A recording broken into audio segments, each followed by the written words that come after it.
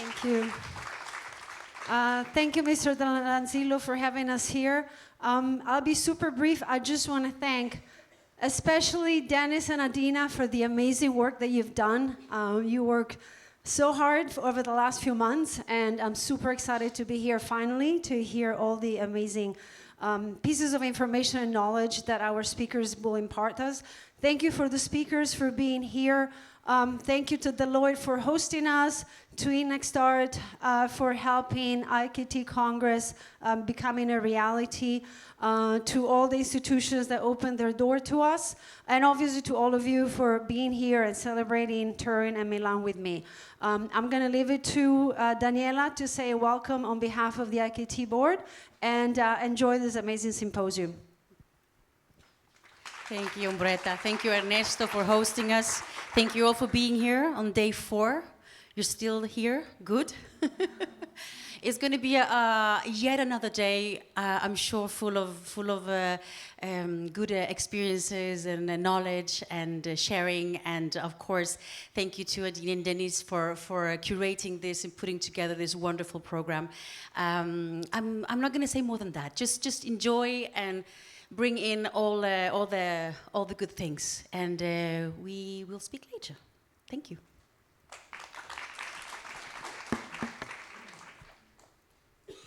Thank you everyone for being here. So my name is Denis Maksimov. I'm one of the co-conveners of this symposium, and we are very excited to have you all here. And before we will proceed with a round of welcomes and before our amazing keynote, I wanted to say just a couple of words about how this idea came about and what we actually had in mind when we put this program together. We all know perfectly, as many of us independent curators as well, that philanthropy plays the incredibly important role in facilitating possibility of launching the experimental projects that often do not have space or do not have basically a possibility to find fruition. And therefore, the facilitation of the interinstitutional contact becomes more and more important at the moment. Not that it never been important, let's say. And I think it's actually quite interesting that we are starting this initiative here in Italy, where some of the models of philanthropy were born initially. And some of you know, for example, the story of Gaius Maecenas, who opened his villa in Rome in the 1st century BC to those poets and those artists who did not want to exactly participate in Emperor Augustus' propaganda and wanted to create something else, let's say, in that context. And that was the first residency to some extent in this place, maybe far not the first one in the world, but definitely one we know about. And those sort of initiatives play more and more important role as we go along in the context of the challenges such as corporatization of culture, for example, return of the political pressure on arts. We are all basically here on the precipice of the Venice Biennial as well. That will be probably one of the most political events maybe of the last decades. That we will witness a lot of basically cleavages that are happening in politics and economy in there too. And on the backdrop basically of all of that basically baggage that we come into, we still have to produce culture, right? We still have to make exhibitions, we have to still create conversations that are impossible elsewhere than in arts, basically. So therefore, the possibility actually of building up those sort of dialogues becoming infrastructurally, actually, and also practically very important. So therefore, the symposium that you're going to witness is structured in 2 parts, basically. We'll start with the stories, actually, of amazing philanthropists that are, despite the challenges that stand in front of them, continue doing what they passionate about to do, and doing that for a variety of reasons, and they exactly will explore those reasons with us together. And that would be our keynote, and that will be the first panel that I will chair as well. And after that, we will dive into more practical, actually, challenges and issues that many of you as practicing curators are facing every single day, such as toxic funding, such as possibility of, again, necessity to navigate that very narrow strait, almost, you know, speaking in the in the language of myth, that Scylla and Charybdis strait of the monsters, let's say, that you have to avoid, while at the same time managing to create a worthy and budget-filled project and respect everyone participating in it. We all know how squeezing, basically, how more and more squeezing that strait is, basically. So all of these questions, starting actually from the conceptual outline of what philanthropy is to the practicalities of it, actually, is again a little bit of a, let's say, a gregarious task for the just a little morning, let's say. But we hope that this is a start, actually. And what we see this symposium as, actually, as a sort of a, you could say, ephemeral think tank, let's say, which we invite all of you to participate, actually, and we invite this conversation to go further, to spill over in the, in between not only curators, but also among the other practitioners that make and enable culture to be made basically as autonomous being, not only as something that's becoming a co-product of the specific state propaganda or advertisement for specific corporations and so on. That narrow straits becoming narrower, and we need to make them wider. And that's why we thought that conversation is impossible. And without further ado, I would like to give the floor to my co-convener, Adina, Drinceanu, and then we will have a little bit more of the introductions, and then finally we'll get to the thing. Thank you, Denis. Good morning, everybody. I'm very pleased to welcome you this morning here at Deloitte. I think one of the central questions that is no longer if philanthropy is desirable or necessary, but how it actively configurates the field itself. As Hito's Taira reminds us, circulation is never neutral. It is a political economy in motion. The same instructions that mobilize capital mobilize meaning. In this sense, visibility becomes both currency and constraint, a form of governance. Against this landscape, we must ask a more difficult question. What kind of cultural autonomy remains possible when the conditions of productions are defined elsewhere in the financial architectures that sustain visibility itself? To open this discussion, we are joined first by Roberta Ghilardi. Roberta is an art finance and senior manager at Deloitte, where she has been working in the field of sustainability for 8 years, with a particular focus on culture and creative enterprises and the measurements of the impact of culture. She has gained significant expertise in consulting for Italian multinational profit and non-profit companies, as well as being a contact person for marketing and communication activities for Deloitte and Touche, and collaborating with Deloitte Private Art and Finance publication and national, international outlets. So, please, Roberta. Maybe this works, yes. So, I won't take much time. Today is very full schedule, but when we spoke the first time about the topic of the day with Umbretta, we were actually impressed, because this is what we are working on very hardly, as Ernesto was saying before. And we really are focusing on what is the contribution that a company, a consultancy company like Deloitte can give to the cultural sector, not only on a philanthropy and maybe also on a sponsorship and partnership way, but also through our competencies. So what has Deloitte done during the last years?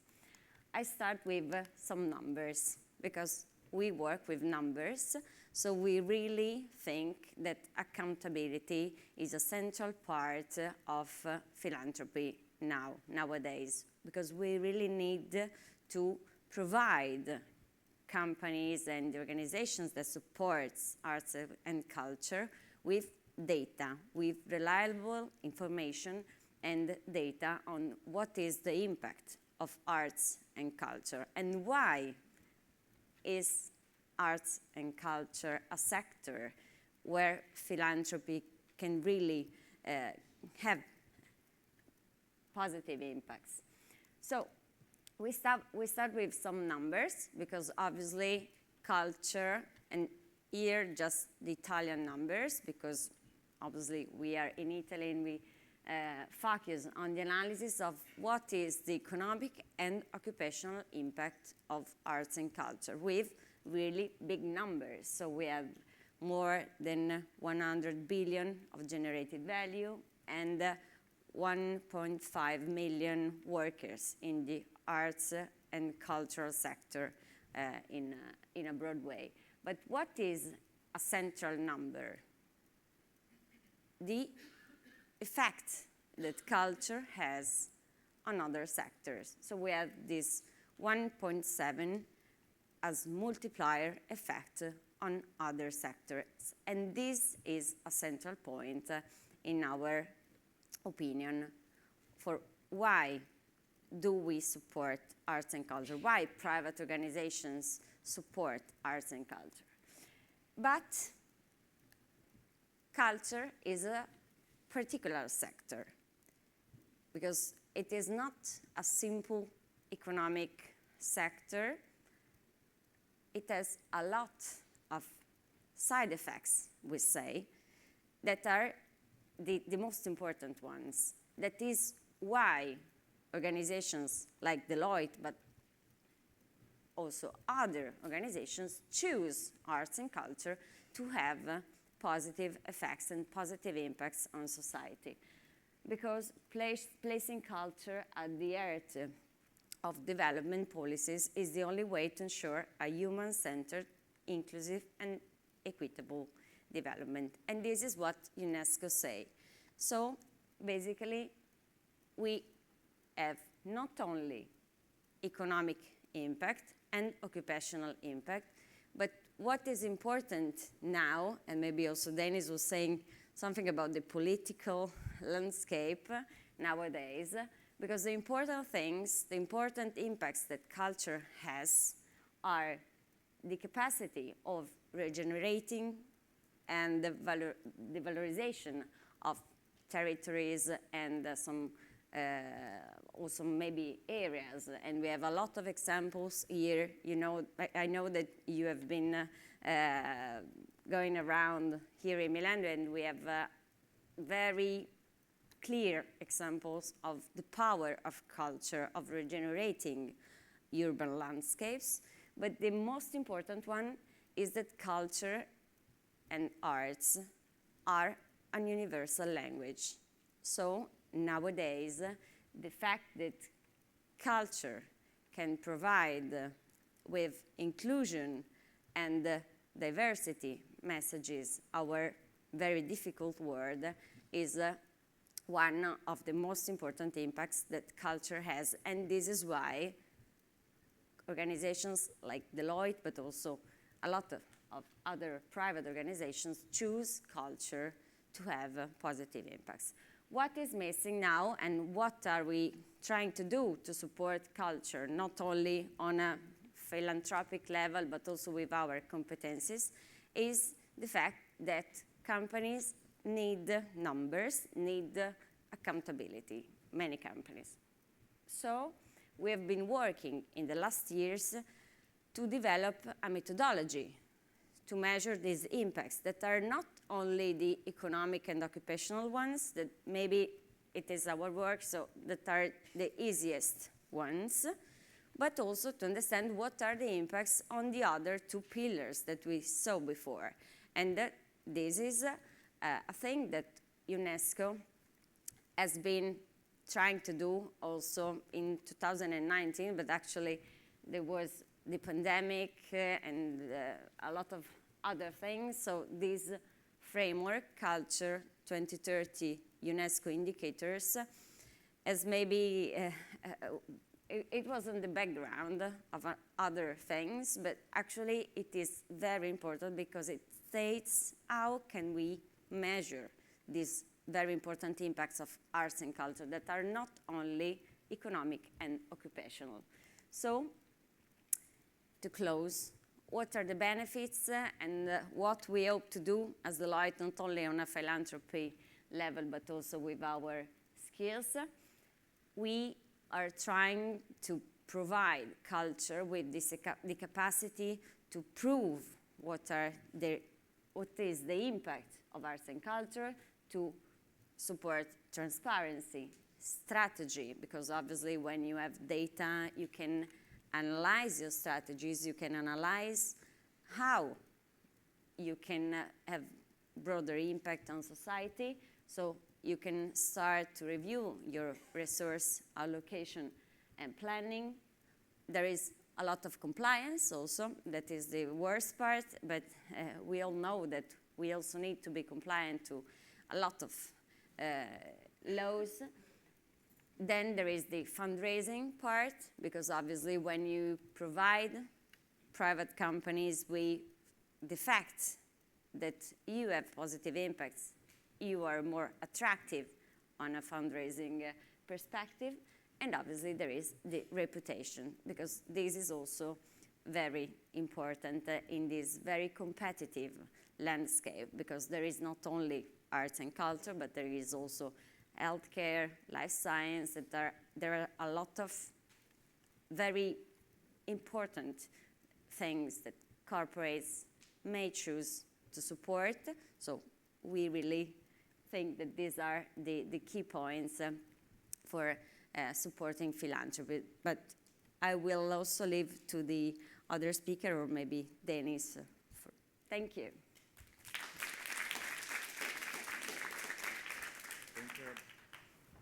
Thank you, Roberta. And now I would like to give the floor to Valerio Galli, who is the partner of this year's Congress. IndexStart is the partner of this year's Congress, and an example of the company that tries exactly to breach what we've been talking about before, actually, and to smoothen those channels of production of culture that needs to find a lot of compromises in the current context. Valerio? Hello, good morning. Thank you for hosting me. I have some notes, so I hope you don't mind if I read it. So I'm one of the founders of IndexStart. IndexStart is a startup. We are in the world of art and fundraising. Myself, together with the other founder, that is Francesco Flamini, that will join us during the day, found ourselves discussing about fundraising during the COVID period. It was a tough period where cultural institutions were struggling to survive. And we were absolutely convinced that some different models could exist to bring healthy funds to arts player, foundation, museum, or whatever. During this year, then we incorporated IndexStart in 2023, and we developed two different approaches to fundraising. One is related to companies, to corporates that want to invest in art, as they were saying before. And the other one is for private donors or collectors that want to invest in art as well, to fund arts. For us, transparency is absolutely important because it is the key for the ethical challenge connected to funding. Because it is not just a matter of where the money comes from, it is also how they arrive and how the money are used. For us, this is quite important. What we want to avoid with our corporate, with our IndexStart, we want to avoid that the art becomes too market friendly. Let's say we don't want to bend the art to the company's needs. So we don't need the same blue chips names, and especially we don't know big logos without curatorial content on top of it. So the provocation that we are bringing is this one. What if the future isn't about bigger donors replacing the state, but about smarter intermediaries preventing the worst impulse of both? So in IndexStart we have, let's say, developed a solution that is basically a pre-negotiated mechanism to help companies investing in art. Usually companies struggle to talk with art institutions because companies speaks a different language, they need other time frame, they need something specific. So talking with cultural institutions for a corporate is quite difficult, not because they are elitists, but because they under-resourced usually, so they don't have an appropriate resource, let's say, infrastructure to support companies that want to invest. And this is basically what we do. What we do, we create a pre-negotiated, let's say, contract or framework where first, before finding the companies that want to fund, we talk with the art institutions, stating clearly what they will do and what they won't do, fixed cost and timelines, IP boundaries, and the standard for sustainability report and other type of services that we can offer. Only then we match the need, let's say, what is the value that an art institution can bring with the needs of the company. And this can have different type of application. There are no last-minute changes. Everything is organized and clear. And especially the curatorial content is always at the center of what we deliver to companies. So basically, we act as intermediaries between these two worlds. This is one use case that is quite recent. ICAM is a quite interesting company. It's a chocolate manufacturer, and they were celebrating their anniversary, and they did it through an art project that involved some, of course, curatorial content and the photographic content that, let's say, was able to deliver the storytelling that the corporate needed.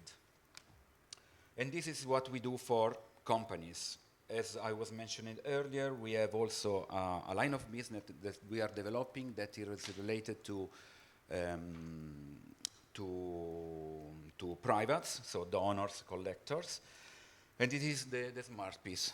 What we developed is a digital twin, so a digital twin of artworks that is owned by museum or by art institution itself. It's not traded on crypto exchanges because we want to step back from the NFT speculation era. And it creates revenue stream while keeping the physical artwork content intact. This matter because toxin funding now includes NFT, as I was saying, and blockchain speculation that strips art from its institutional grounding. We are trying the opposite. Technology that binds digital value to physical stewardship. So this is how the smart piece is done. I briefly already explained it. It is connected to the artwork, and it is patented, at least in Italy. And we are delivering services and content on top of our real artwork in order to facilitate the fundraising from the art institution. Of course, I can expect that there is some anxiety in this room because, I mean, when people, business people enter the art space, maybe curators are worried, I mean, rightly.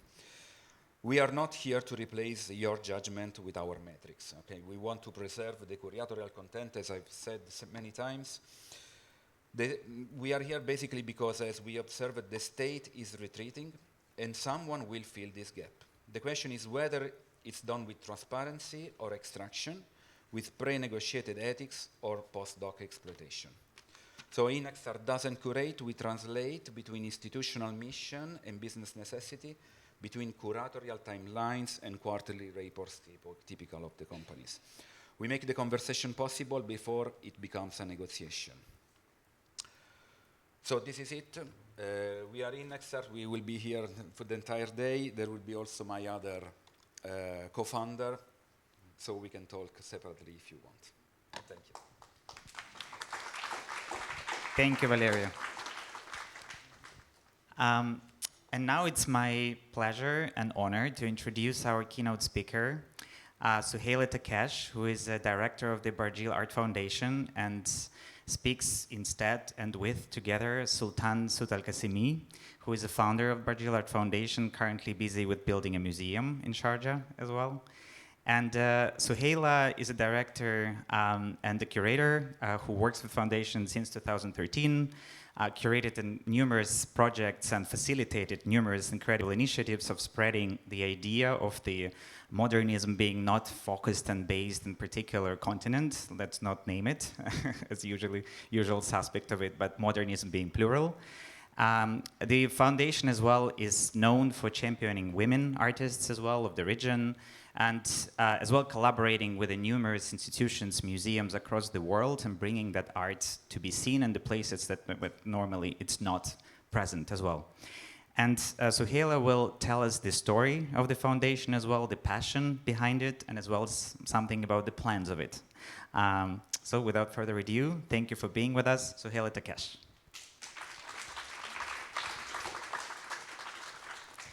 Hi, good morning, everybody. It is such a pleasure to be here with you this morning. Thank you to Deloitte for hosting, and thank you to the organizers for inviting me and for all your kind help along the way.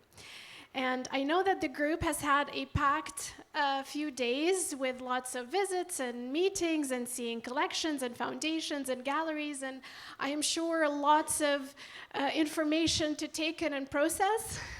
So I thought that today, as we're gathering here to speak about art and philanthropy, that I would deliberately keep the presentation on the informal side, and rather than kind of delving into theory and such, I would instead invite you backstage with me to have a look at the Barjeel Art Foundation in Sharjah as a case study, to tell you how we do things, what we do, and to share candidly, you know, some of the challenges, some of the things that we're figuring out along the way, because we don't always do things by the book. In fact, I think mostly we don't do things by the book. Probably the only thing that has remained constant since the establishment of the foundation a decade and a half ago is the kind of unwavering and stable commitment of the founder to this vision, and also a small group of people who have remained at the core of the foundation's team and who happen to share that vision as well. So to begin at the beginning, what is Barjeel Art Foundation for those who are not familiar with it at all? It was established by Sultan Saud al-Qasimi, the gentleman you see here on the photograph, in Sharjah in the United Arab Emirates in 2010. The foundation started with just a few dozen objects, a few dozen art pieces, and has since grown to over 2,000 works of modern and contemporary art from the Arab world. So we collect the 20th and 21st centuries of artists living and practicing in the Arab world, but also internationally, you know, for those artists who have Arab heritage. Now, the project really started, I mean, it was born, as I said, out of a personal passion where Sultan, you know, his interest in the arts grew while he was an undergraduate student in Paris in the mid-1990s. So he must have been in his late teens, early 20s at that time. He was visiting a lot of galleries and museums and just getting more and more inspired by the idea of, you know, of the visual arts. And upon his return to the UAE, he started a collection of his own. And at first it was, you know, he was acquiring from all over the world in different kind of time frames. But over the years, this idea has crystallized to focus on the Arab region, to explore it in more depth, and also because there were so many people asking him about, you know, where can we see your collection? And it was at that time just, you know, in his garage. In 2010, the idea finally came to this crystallization of, you know, making it available to the public and to the scholarly community as well, to generate knowledge around it. Just as a footnote, the name Barjeel derives from this architectural element, which is quite common in the UAE, but also in the Gulf and the wider region. It is a wind tower, which essentially functions to capture the wind and then through these openings to circulate it into the insides of the house, keeping it cool. And so metaphorically, sometimes we think of the Barjeel Art Foundation as something that, you know, circulates ideas and art practices and knowledge and so forth.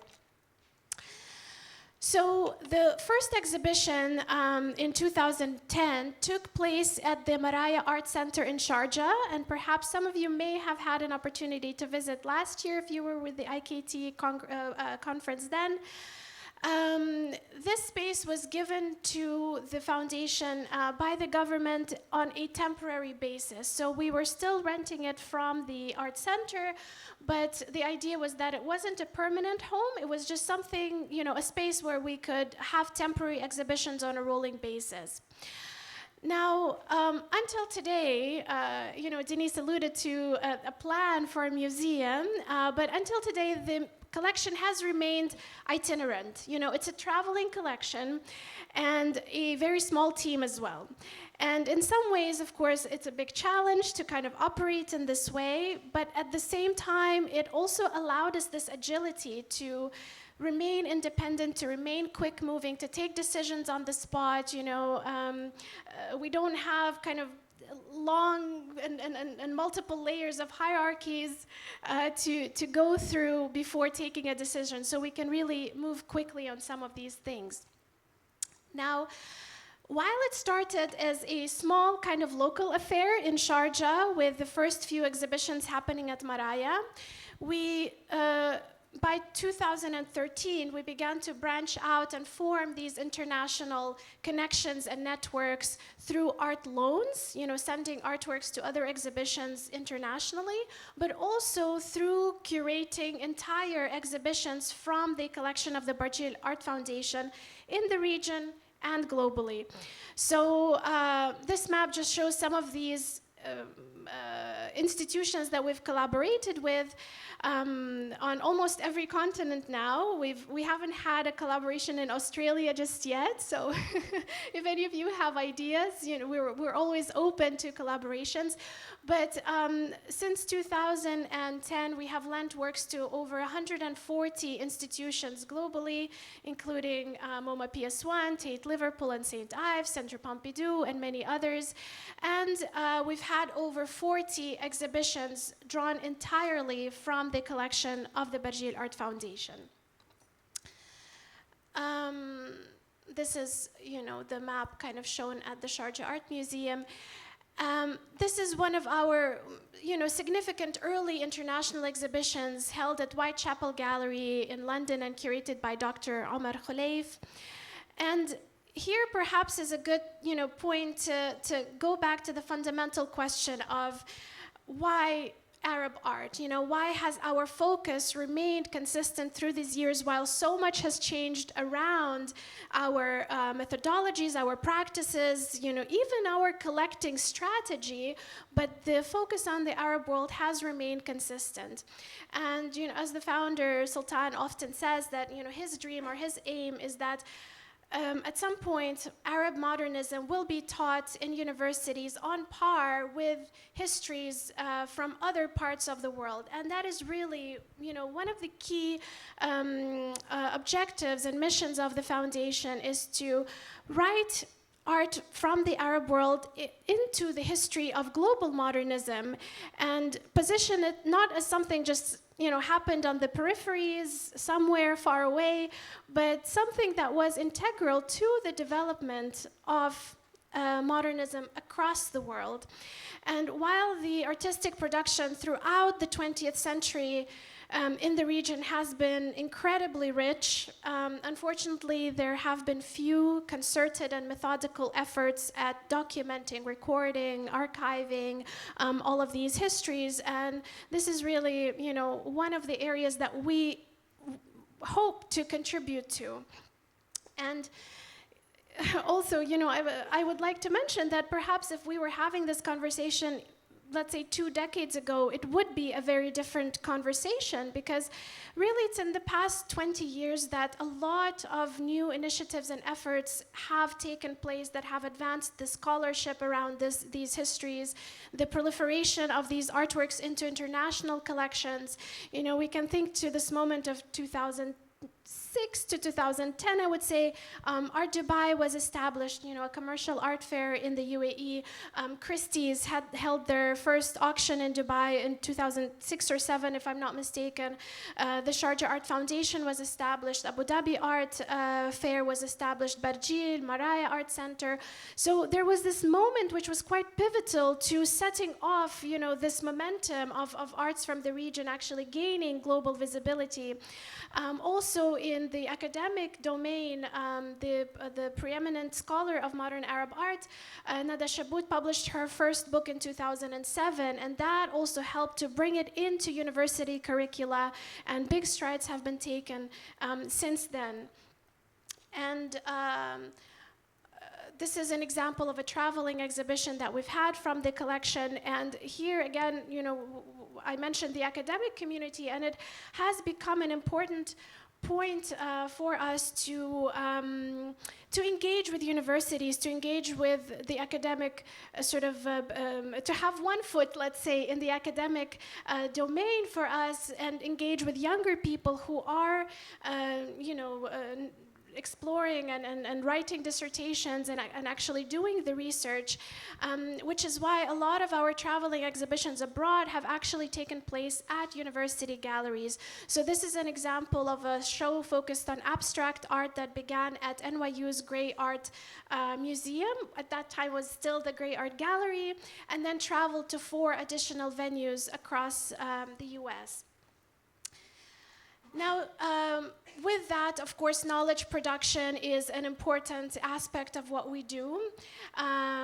This extends not just to kind of traveling exhibitions across academic venues, but also producing publications and books that are funded by the foundation, but also always supervised from our side. So whoever we collaborate with, we always make sure to co-edit and co-publish these books, because we want to retain the voice of the artist, the collection, and kind of make sure that the voices of the relevant parties are actually present in those books. This one, for instance, is one of our latest publications on Egyptian artist Inji Aflatun. I mentioned how, because we're such a small team and kind of a very horizontal decision-making structure, this project was born really out of a conversation.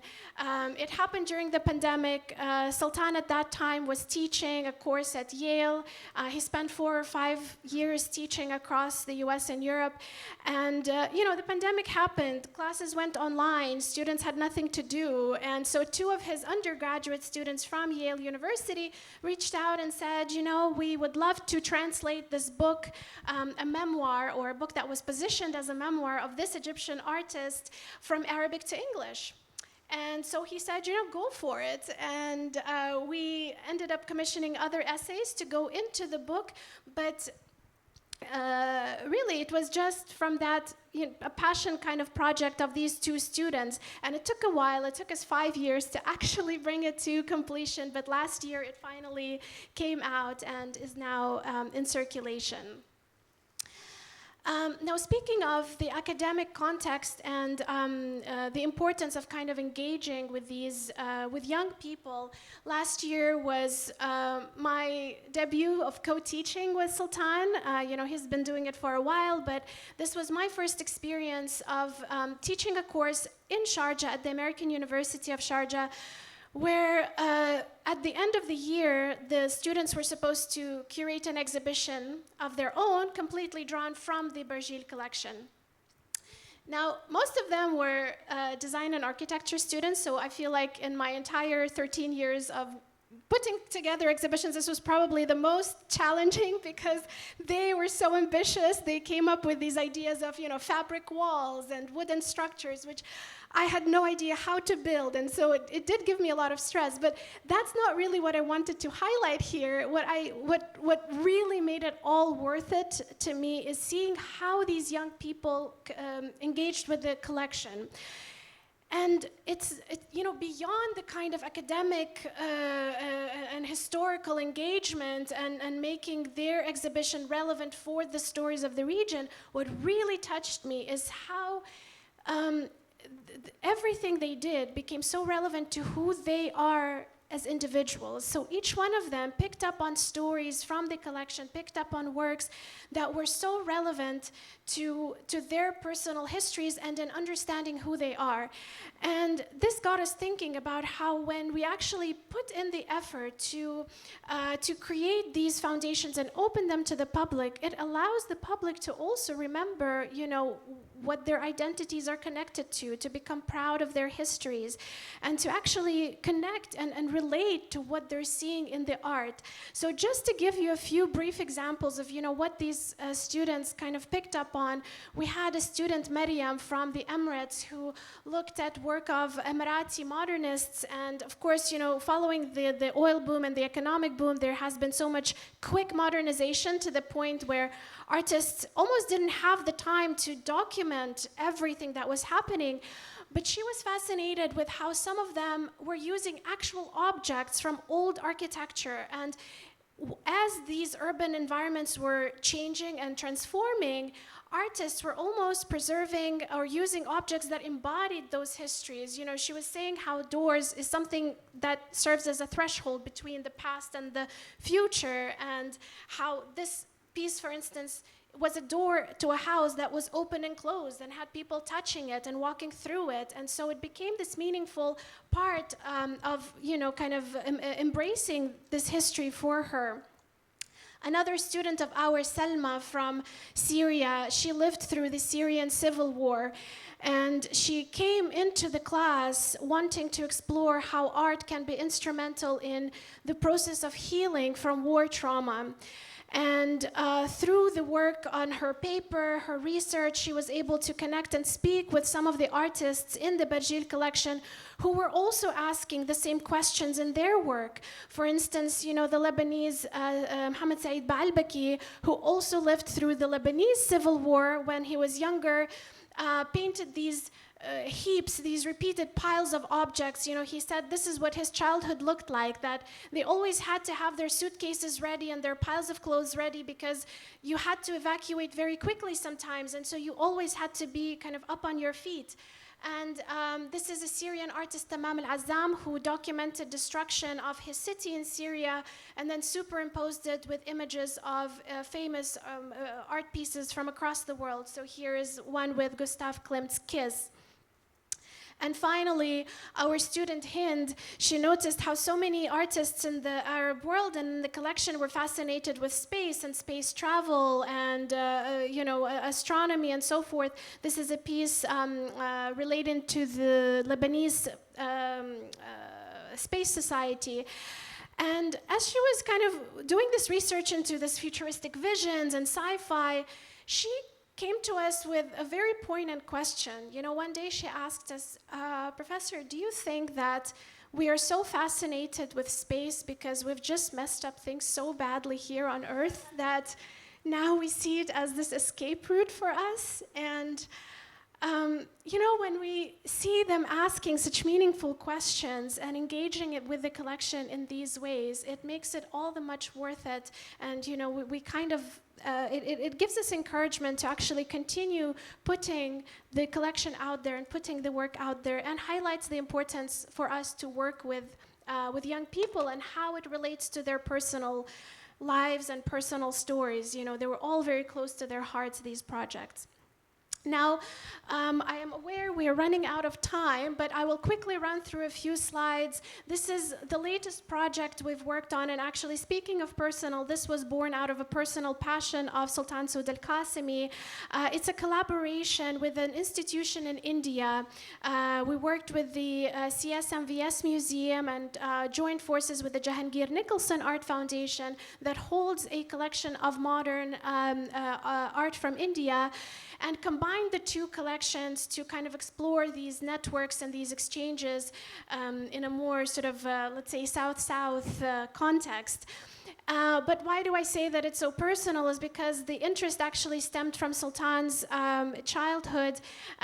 His father grew up in the city of Mumbai, Bombay then, in the 1940s, and this is the boy on the on the right-hand side. That's his father.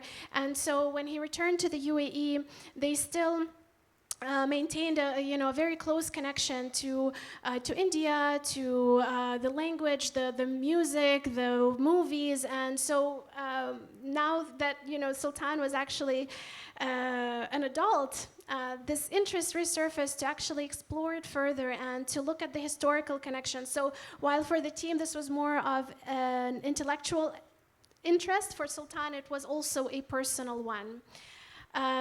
Denis, may I have 5 more minutes? 2 more minutes, okay. So I will run through these slides and just show you a little bit of the day-to-day and behind the scenes, things we do on a rolling basis, conservation of works, safekeeping. These are just some of the practical challenges of what happens, behind the scenes every day. As you can imagine, because we collect from the region, a lot of the times there aren't, the right facilities to kind of support the right handling of art across the region. So some works for us, like this one, has come to us from Damascus. There, at the time, there were, and still weren't professional art handling companies that could handle shipments. Insurance companies wouldn't handle these kinds of international shipments from such place, from conflict zones, really. And so this one was sent through something like Aramex or FedEx, where, as you can see, it was just rolled onto itself. And so these are the kind of conservation efforts we sometimes need to deal with at the foundation. We also sometimes have to sit down and ask ourselves, what is history, and how do we what is our responsibility in preserving it? Like, this work came to us with a hole punctured through the forehead of this painted gentleman. This is a work by Palestinian artist Tamam al-Azzam, who produced it in Lebanon in 1974. She used her apartment as her studio, and the following year, 75, Lebanese civil war broke out, and a splinter from a bomb flew through the window of her studio and punctured this hole. So this is, a moment when we have to sit down and think, do we conserve this, or is this an important layer of history that needs to be preserved? And so we opted for just, casing it in a glass box and safekeeping that history as well, so an added layer of history. I don't think we have time to go into this, but just to echo one thing that Denis mentioned in the introduction, our pivot towards looking at gender balance within the collection. We've realized that this is a problem that we have globally, right? Women are drastically underrepresented in collections, in museum displays. And so in 2019, we took this effort to deliberately look for women modernists that have been left out of the writing of history. And it all just began with a Twitter post that Sultan tweeted, does anybody know anyone who can point us to family members or friends? And we got so many responses. This is just one example of a Egyptian woman, Minhat Helmi, who's had a stellar career and yet somehow was left out of, kind of the writing of history. And we were connected with her grandson, Karim, and her daughter, Sarah, and acquired this work for the foundation. Since then, it traveled across the world. This is, this is at the Aga Khan Museum this is at the NYU Grey Art Gallery in Sharjah, at the CSMVS Museum in India. So really, it allowed the work to circulate, to scholarship to be produced around it. And this is how, a lot of these names are actually put on the map. It's where you take the proactive effort and you actually take the first step of, bringing them to light. I won't go into, all of the other stories, but I will end with this slide of, the very happy announcement we've made a couple of weeks ago of us actually beginning on the journey of building a permanent home for the collection in the Emirate of Sharjah in the UAE. So it is now underway. We are hoping to complete the project by 2028, and you're all invited when it comes to fruition. Thank you very much.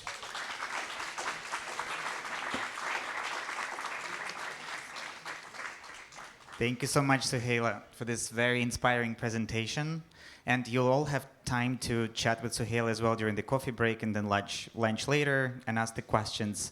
But now I would like to invite, and it's our honor to welcome actually with us today Lekha Podar and Rajib Samdani to join me on the stage, as well as the Dr. Andrea Rurale. Let's just take our positions in here.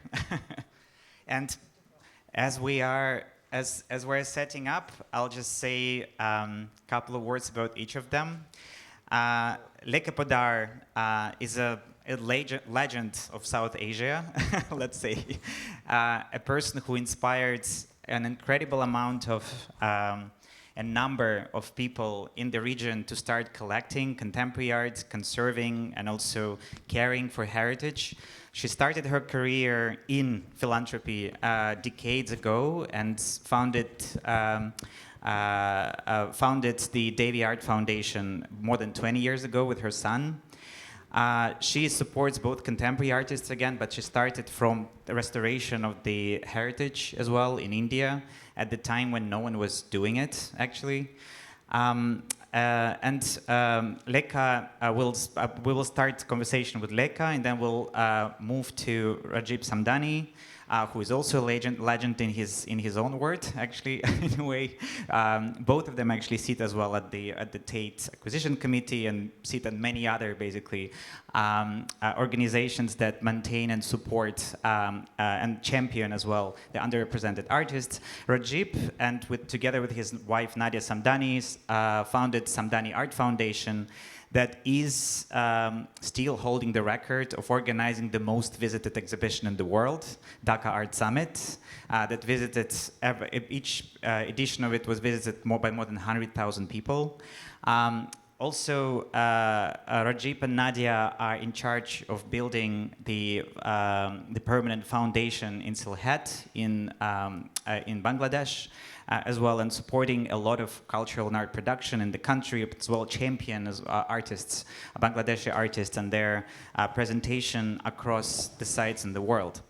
And finally, Dr. Andrea Rurale, who will join us at the very end of this conversation, is professor at the Bocconi University, who is specializing in the conversation between art and commerce as well, and looking at exactly where philanthropy heads from at the moment now as well in its relations with the contemporary markets. And first, again, we'll start, and it would be great if we'll get Lekha's slides just running behind us. So first question I would like to ask Lekha, actually, and we already had conversations. I think it should be on already. Hello. Yeah. We already had some conversations actually about that, but you always emphasized that you started doing what you do to some extent in a very opportune time, to some extent, that timing was everything in a way. And I would like to maybe delve a bit deeper into that, as well as what you do and why exactly that timing was important. Good morning, everyone, and thank you, Deloitte, and thank you, IKT, for inviting me this morning. To begin with, I was certainly not even interested in art. I had 2 children who were kind of growing up, so I had now time on my hand. I decided, and I was really wondering as to what should I do.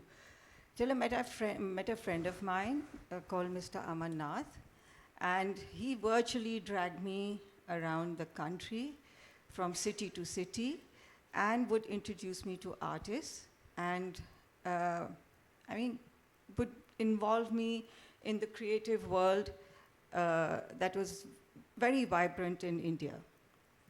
So slowly, I started to buy some art.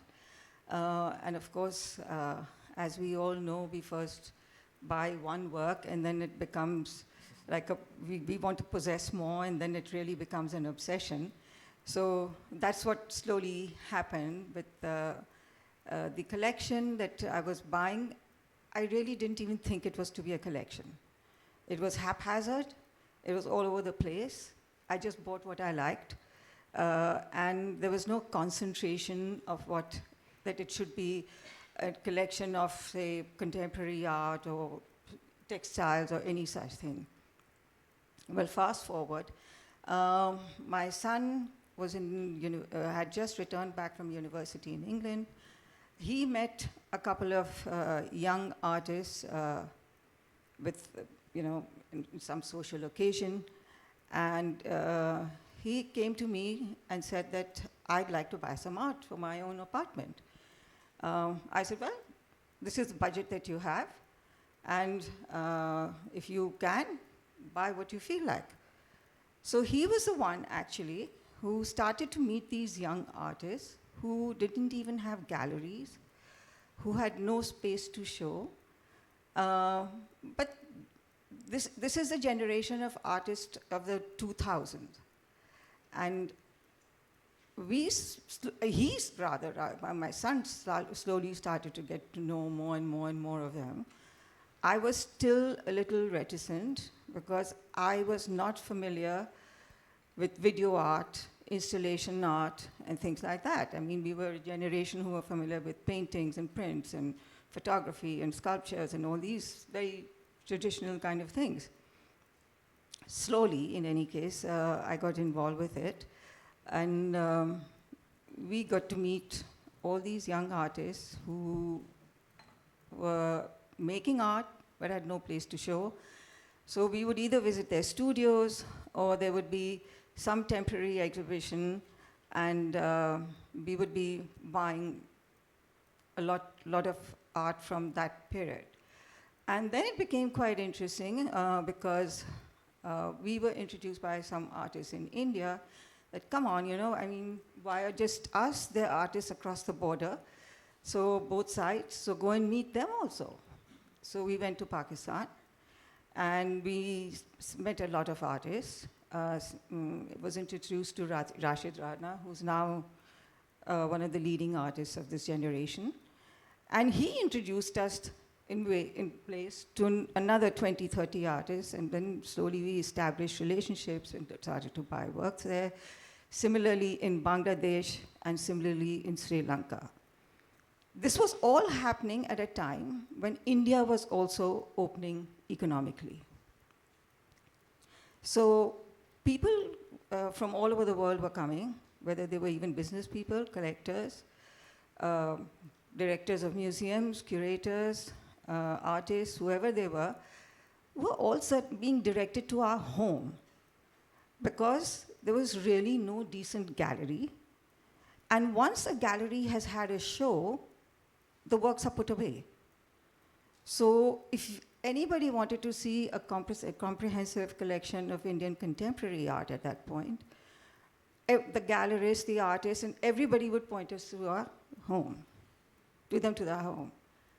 So after a little while, after about 4 or 5 years, it sort of dawned that whatever we have is something important, and it should be visible to a lot more people than just the 10 people or 20 people who come to our home. So the idea of Devi Art Foundation came together. We deliberated a lot to say that should we make it a foundation or should we have a museum? And I think my son and I both decided we couldn't cope with a museum because it was too much work and very rigid norms that you had to work within.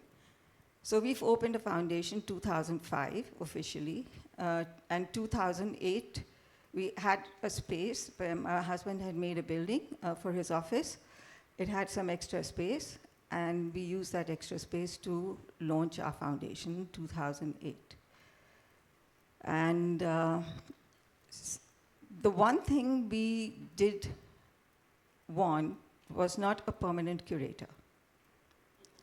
So, sorry to say this in a room full of curators, but we wanted our collection to become a storytelling for people who were interested in the academics. There were artists, graphic artists, publishers, critics. We would invite them. In fact, the first exhibition was done by a young girl who came out of Goldsmith College. And this was her first exhibition. She was 27, and we handed the collection to her and said, this is going to be the inaugural show. So work at it properly. And everybody in the art field knew that we were going to open this foundation, and everybody thought, oh, you know, we're going to see all the big pieces that they have bought. Instead, she chose to have the exhibition called Still Moving Images, which was in photography and video art.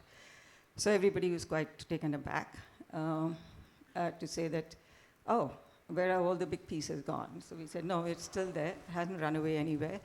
You'll see them from time to time.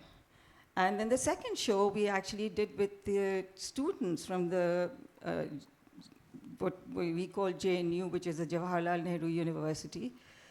The students were having a semester to study curation. And we knew the professors, so we said to them that instead of doing a theoretical course, why not do a practical course? So they did a practical course of creating an exhibition and the catalog, doing the research, writing the captions, writing the wall text, and everything. I mean, they just did everything, installing, how to light an exhibition, and all of it. So yeah, we've done 24 exhibitions till now. Most of them have had different people curating. And it's been a learning experience for people who come and see the collection, and it's been a learning experience for us as well. Because every time you get a curator from a different field, they have a different mindset, and they want to tell their story. And once the collection is handed over to them, we don't really interfere. Thank you so much, Leka. Yeah. I find also very interesting in what you do. You also collect ancient objects, and you also collect historical objects and put them in conversation with the contemporary artists. Contribution to advancement of culture, as well as collaborate and work with such institutions like Crafts Museum in Delhi, right, and setting the exhibitions in there. I think it's also very important for people to know in the room as well.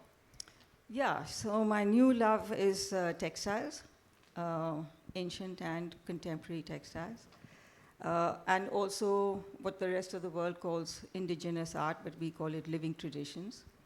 And we have a huge community in India of people who still practice the living tradition arts. Crafts is prevalent everywhere in India.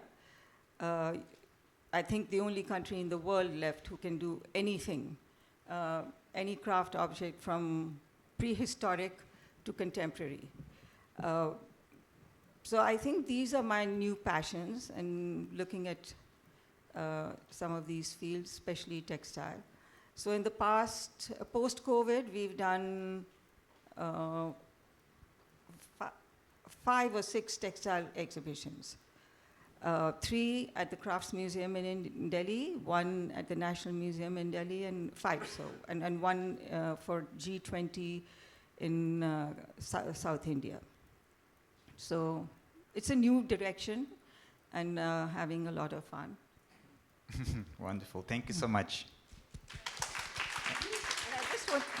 I just also wanted to add before I have this thing that, yeah, as Suheyla also said, and I'm sure even Rajiv also does, we also want the younger people to get involved in the creative field in whichever way they are interested in. So now we've started a program with a new university which is just outside of Delhi, which is called the Ashoka University. And we do works with one group of young students there. In fact, that session is happening now. We are working with 22 schools, which is good. They're going to, and the schools themselves are going to organize an exhibition in Delhi. But all the artworks that I'm referring to is from our collection, and we might even actually loan them a couple of pieces to sort of put together with their own exhibition. And at the third level is there is another group of educators who are working with migrant children, teaching them. I mean, these children don't even know the various colors of green. So you start with nature, and then you move from there on. The kids, there's another educator who's teaching kids where there is only drugs and crime around them. There is another one who is teaching in another space just outside of Calcutta, in a village school. There is another one who is in north of Delhi, and I would say it's an orphanage kind of a place where girls who have no parents, girls who have been abused are staying there. And they're so traumatized that they really start their sessions from 6 a.m., the regular school, 6 a.m., and they continue till 9 p.m. No man is allowed there.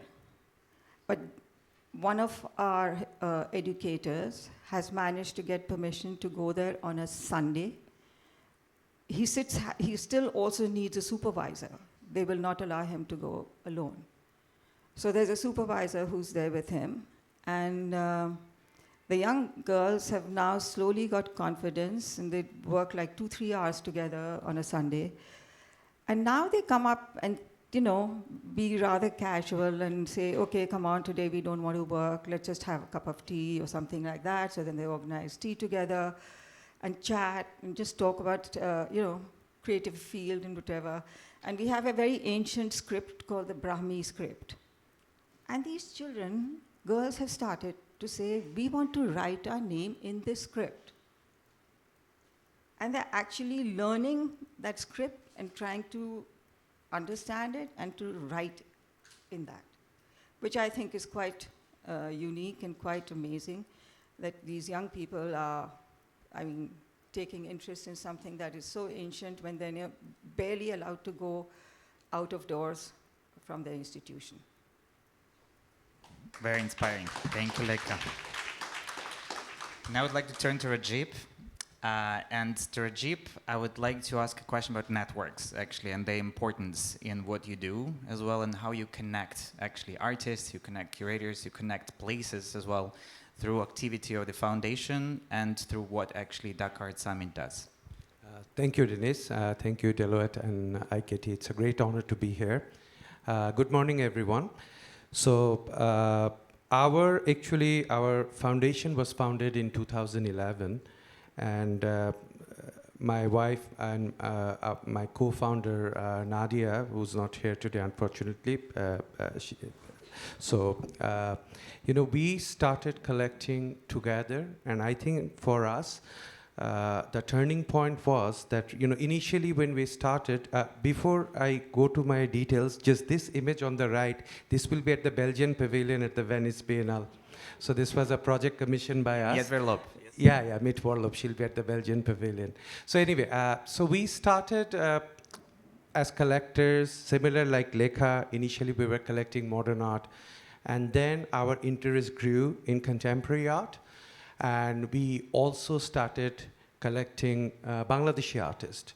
And that is the time, actually, we realized that we have so many talented artists in Bangladesh, but none of them had any presence in Bangladesh, and like any presence internationally.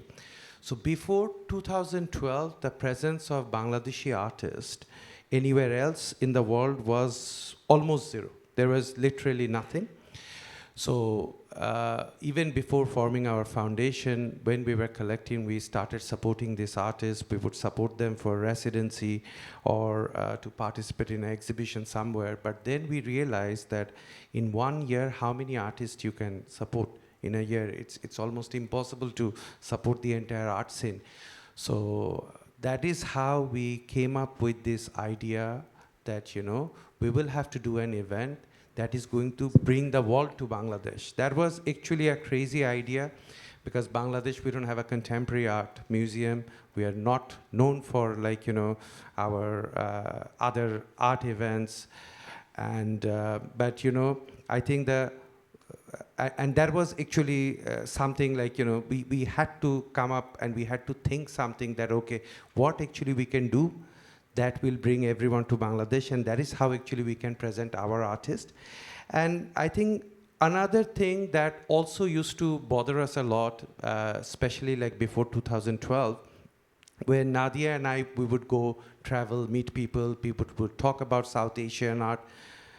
More than 95 cases, people would only refer to Indian art, or maybe to an extent a little bit of Pakistani art, but rest of South Asia, people had no clue. So, and 2012 was, I think, also a very important year for South Asia. That is the year Kochi Biennale started, Dhaka Art Summit started. 2012, actually, Tate formed a dedicated acquisition committee to collect South Asian art, and they were the first Western institution to look at us. And of course, now they have so many following, so many institutions are collecting our work. And because of the economic shift and everything, there was an attention towards Asia. And we sort of thought that, okay, it's now or never. So let's do an event where actually we will showcase and present South Asia. It will be a non-commercial exhibition. 60%, more than 60% of the projects are commissioned by us. And we will work with a group of curators. So that was actually another interesting thing that, we thought that, okay, shall we just do a biennale? And then we realized that, what is the point of doing another biennale where Bangladesh actually has a biennale? And unfortunately, though it started like, in early 80s, it wasn't that successful. So we thought that no. And in the art world, and I'm so happy to be here today because for me, I'm not an art professional, but through Dhaka Art Summit, I was so fortunate to work with so many curators. And I think I know that to an extent, of course it is the artist, but curators are also equally important. And there are a lot of challenges also for the curators because the story is so long. I'm trying to make it short, finding it hard how to put it all together. But I'll give you an example that so when we were meeting all those institutions, and we would ask them that, hey, why don't you send your curators to Bangladesh or Sri Lanka? So like, no, we don't have curatorial research budget. So museums have budget for everything, but when it comes to curators research, unfortunately, it was very little. So then we thought that, okay, this is the idea.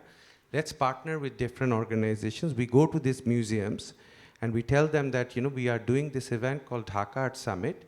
And Dhaka Art Summit is an event. It's not one exhibition. It's a lot of exhibitions within one exhibition.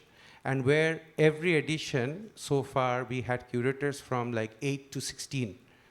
And we then went to different institutions and we told them that, okay, why don't you lend us your curator? We will support their research in the region for 2 years.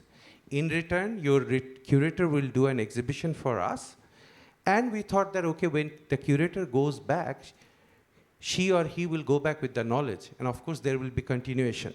So that's how Dhaka Art Summit started. A lot of the times people also ask me how we thought about it. We actually know. I still don't have any idea how we thought about it. It just happened. We were thinking about it. We were so fortunate. We had amazing people supporting us. Last edition, we had over 500,000 visitors. Dhaka Art Summit shows, travel all over the world.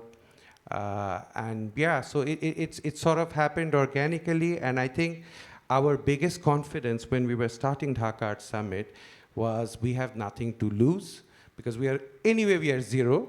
We cannot go to minus, Maximum, it will not work. It's okay. Like, no one will know. If it doesn't work, then no one will find out. But, we are very, very fortunate. And today, I can proudly say, like, I'm going to Venice here today. And I'm so proud that when I go, I see our artists everywhere. I'm just coming from London. So Ashmolean Museum opened a solo exhibition of a Bangladeshi artist. She's in her early 30s. She got our award in 2020. And she's the first Bangladeshi artist to have a solo museum show in a museum in UK. The last Future Generation Art Prize by Pingchuk was also The artist who got the award is again a young Bangladeshi artist. So these are all our artists. So now, wherever, any city, any place we know, we go and we see Bangladeshi artists and the presence of Bangladesh. So yeah, you know, it was, and especially IKT, all the curators, I want to thank all of you, because actually it is the curators who supported us. So if you look, the success behind Dhaka Art Summit, it is actually these curators and of course these organizations who supported us from the very beginning. It's like, you know, look in the mirror, say, I matter, after you get the pep talk just now from Rajiv. And a part of actually working with curators and organizing Dhaka Art Summit, you also advance acquisition of actually of the regional art as well into the global collections together with Leka. Actually, you sit on the many committees of that. Also, could you also elaborate more in your actually on your activity in that direction as well? How you actually support and help our collection?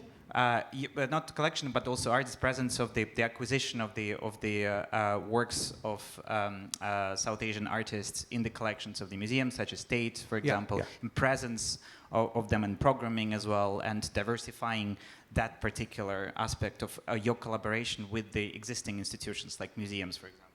Yeah, so I think like what I also mentioned that 2012, it was an important year for us because Tate formed the South Asian Acquisition Committee, and Tate was the first actually Western institution to look at us, and before that it was actually 80s Fukuoka Museum, and after that from 80s to 2012 it was actually a big pause. No one sort of looked at our art that seriously, and it was a major move, and Leka and I, both of us, we are the founders of that committee, and there are several other organizations we are also working together, and you know, and trying to help and support them to build actually South Asian art collection.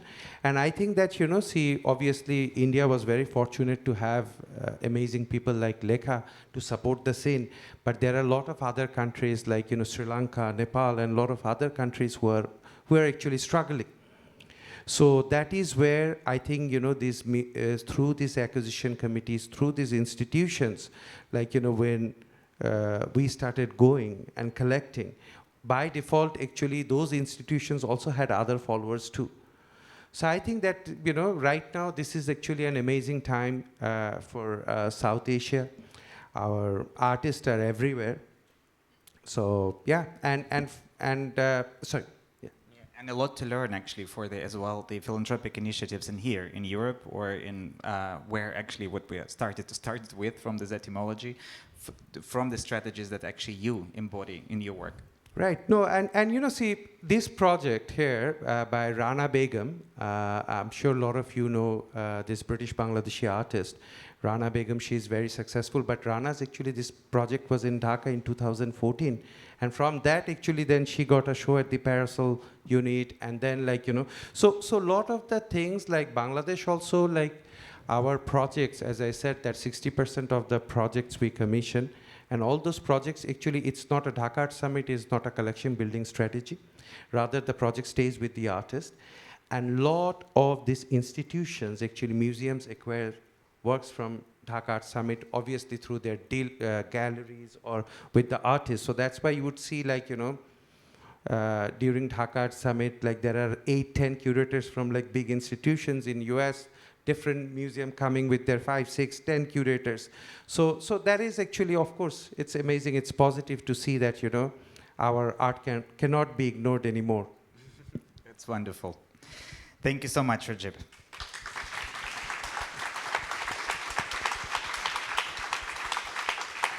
And now a little bit of cold water on our heads from the side of the academia that deals with art and commerce at the moment. Professor Andrea Rurale, who works with the subjects such as, again, engagement between the creative industries, arts, and production of culture, actually from the side of what place it has in economy and commerce at the moment. And learning from these examples of philanthropic work, such as Leka's and Rajib's, for example, we're seeing the diversification, actually, of what what philanthropy is in general, and also the lots of where we can learn how to do this work, are also very much shifting from where we are at the moment, actually, from, again, the example of Gaius Maecenas that I was mentioning in the very beginning, and this way. And actually, it's great. I think it's very interesting, but it's very, would be very illuminating for us to hear your perspective on where the philanthropy is at the moment, and where could it head in terms of its this interinstitutional engagement. Thank you very much. Thank you, Deloitte, and thank you all for inviting me here. I'm really impressed. I also went through the program of your busy and packed conference with event and visit and experiences told by the practitioner, people that are actually doing philanthropy. And probably what I'm actually about to say is something that appears, I do also think that it's sometimes quite obvious for you that are operator in the system, but I mean, my role and actually my research is always try to observe from outside and try to create a general framework. So what is actually the role of philanthropy nowadays, and how can we in a way use the cases that have been just presented is the question that I've been asked. First things to consider is that philanthropy that usually in the past was considered something that happened once the wealth was created. So rich people got the money for many reasons and then they give back. And it was actually the beginning of all the stream of research on the social impact of culture. So we were lucky enough, clever enough, great entrepreneur, and now we want to give back to the community. What we are actually assisting, and it's a path that is getting bigger and bigger, is that philanthropy is no more external to the system of the economy, but is an active participant.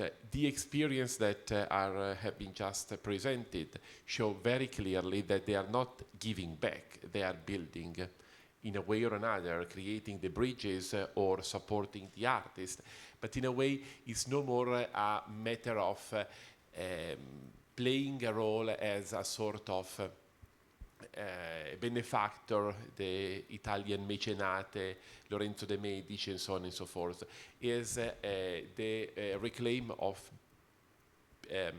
actually playing an active role. It was, we pass from an original form of redistribution of wealth to something that instead is creation of value. And usually, in management research, there are a lot of neologism creating. So there is also this philanthrocapitalism that is a word that is getting more and more important. And what it is actually start from the idea that I invest, I want to have an impact, I can scale the scalability of a project, so it's no more. And it was very, very evident from Leka's intervention, the fact that she approached the art as a sort of newcomer in the art system, and she understood that what happened with an artist could be replicated with another artist in another context. So the idea that the philanthropist now is actually playing an active role. And obviously, given the fact that it's become a sort of rational approach in developing this system, the measurability. So philanthropy is something that is becoming more and more connected with the data information we mention a lot. The opaque system of the art market all the time is one of the components that can be considered positive or negative according to the different perspective. But for sure, if you are a philanthropist, you need to, in a way, understand what is actually the result of the contribution, the support that you have. And so philanthropy no more like a sort of giving back or giving, but again, value generation. Without this shift, it's quite difficult to understand which are the new frontiers of philanthropy. We had another example that came out from these two presentations. The role of the philanthropist like a sort of compensator of the gap that are actually present nowadays.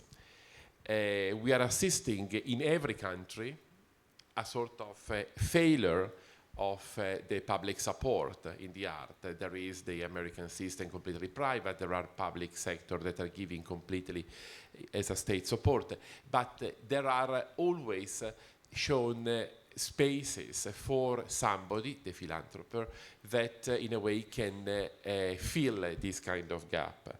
The market has the limits, because market has limits by definition, and therefore the philanthropist actually act not only as a value generator, but as a bridge. A bridge that in a way can support the artist, or also, as it was said just in the latter presentation, with the role of the curator, but mainly in the goal of generating ecosystem. So the philanthropist is aware of the fact that he is acting in a context that is no more, in a way, the market represented by supply and demand, but an ecosystem with different players. Ecosystem that is in a way founded in with culture, knowledge, art, curatorship, education. So the role of like I was mentioning about education. So working with the school, because again with the scalability, creating something for the future, and not making the big mistake of many collectors in the past that create a great collection without thinking about the future of the collection and the maintenance and the surviving of the collection in the future, and also social. Which are the products of this ecosystem? Products are obviously economic because they generate wealth. Symbolic, so the value is no more only measured in terms of economic value, but also symbolic. Art generates art, inspiration, generates form of creation that are following the path paved by the artist that is supported, and also the reputational capital is so evident by the pride with which was just presenting the role of Bangladesh art in the international system. So the reason why there is this support is also for generating a reputation. All this is insisting in a context, in a set of trends that every market report that have been are presented every year. We have, the market report of UBS, there is the Deloitte report, every kind of platform that are dealing with the art market are presenting report about the state of the health of the art market. But what is inside this report that can be relevant for this discussion of philanthropy? The first one is the data-driven approach. According to what is emerging, the importance of data, having a track, making the collector also able to a collector and also the newcomer in this system that is approaching this big phenomenon that for many years was considered to be led by only emotions and tastes, are absolutely irrelevant. So this data-driven in a way philanthropy. And then another aspect that is happening in a way,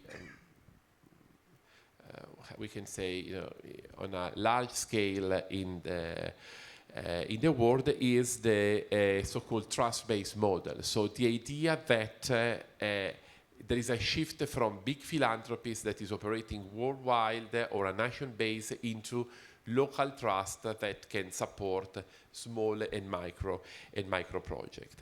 Other aspect that we can consider to be relevant is the role of the new collector, so the new person that are becoming, in a way, the new philanthropy. The tastes, I collect with a taste, I collect with a role. So the Generation Z compared to the millennials, women, and obviously the Global South.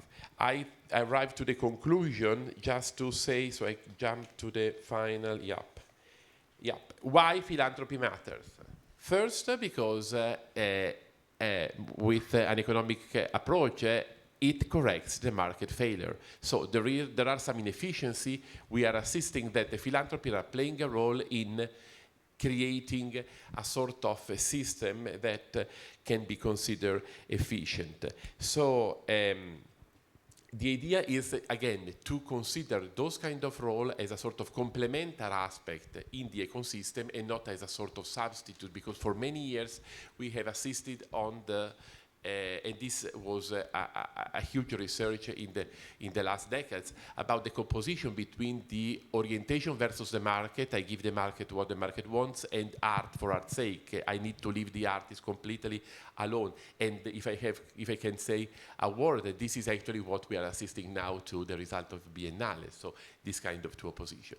Philanthropy can, in a way, open up our horizon and understand that the ecosystem is consisting of different roles with different actors and different great examples as the two ones that we have just heard about. Thank you, Andrea. Thank you so much.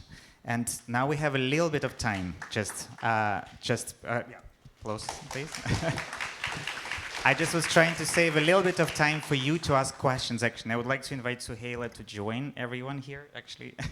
And I will facilitate then the questions from the audience. So just for you to have a bit of time to ask questions that might have came to your mind. Anyone?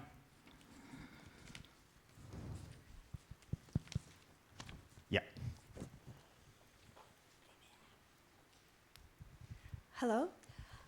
Thanks a lot for inspiring presentations, and it's really great to see you again here in Milan.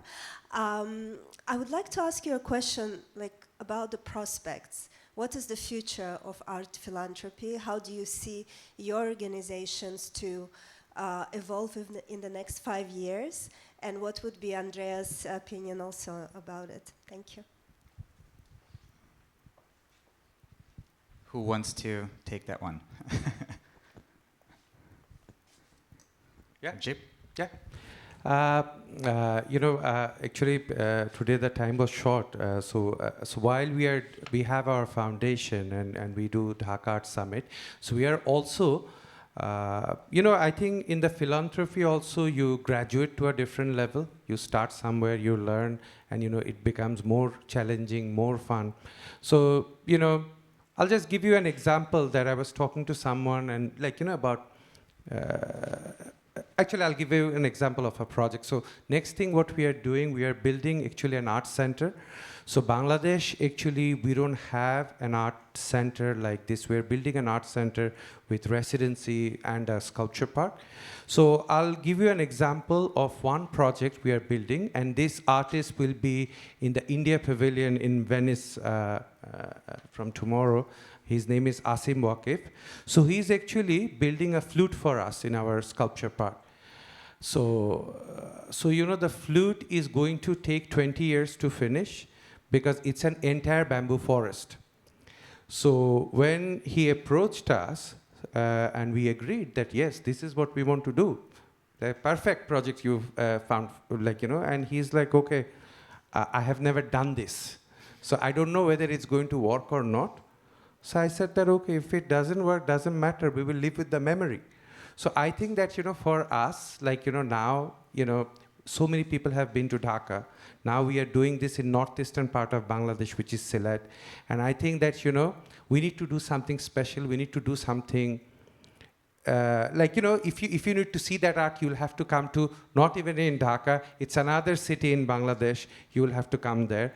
And I think that, over a period of time, and of course, education. So that is where we have set up our residency space. We have recently partnered with 5 organizations, with Tate Centre, Luma Foundation, Mothership, and I can't remember, like 5 other organizations. We also formed a network. So we also do a lot of exchanges. So I think that when it comes to philanthropy, you just, again, you want to challenge. And you sort of go to the next level and try to do something even better. And that's how I guess it all works. Thank you, Rajib. I just wanted to add to what Rajiv is saying. In Bangladesh, Rajiv is the only one who is doing this kind of work. There is one other friend of his who does many exhibitions and collaborations with this thing, but nobody has actually set up an institution like what Rajiv has said. In India, actually, the art market is exploding. There is a biennale in every third district, you may say, or every third sort of state that is happening. Private foundations are coming up. We are going to have a government museum, which will be a national museum, which is going to be this amongst the 3 largest museums in the world. There is a private museum that is coming up, which I assume will be the largest for from historical art, Indian art to contemporary to living tradition art. That's opening. There's another one that is opening, which is going to be a competition to Lincoln Center, along with research on environment, biotech. There'll be research. There'll be residency spaces, there'll be an art gallery, and all of these.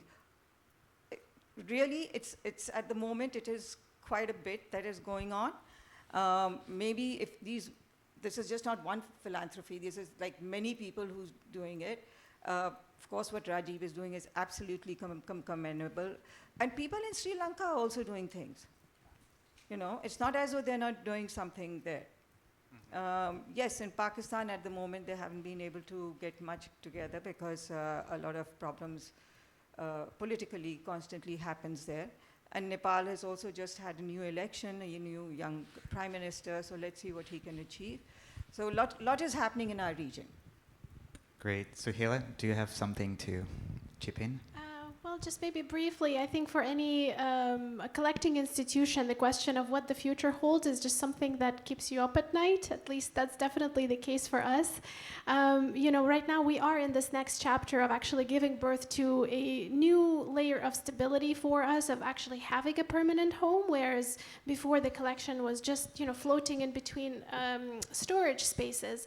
And with that, we imagine that the programming will also evolve. So perhaps international loans will slow down a little bit in favor of temporary exhibitions within the museum space. So we would love to engage with UAE-based artists and collections. These are at least ideas that we're talking about, to bring them into the museum space, but also to dedicate more time to research and writing. I think in all of our regions, we kind of need an army of art historians to come in and work on. That's often the work that's being neglected or forgotten completely. Yeah. So that's why initiatives like Rajib's, basically bringing the curators and making a research is so important. Andrea, would you like to? Just quickly saying that what we are assisting is that in Europe, in Italy a lot of foundations that has great ideas in the past, a lot of money in the past are collapsing. They don't have any money more. So in order to answer the question, from my perspective, the future of philanthropy is the attention to the sustainability of the foundation itself. Because if you think about today, you have money, you go and you have great idea, great project to support. But the winning challenge is to think about the future, not arriving as in a very mature country like Italy is in terms of private support to the art.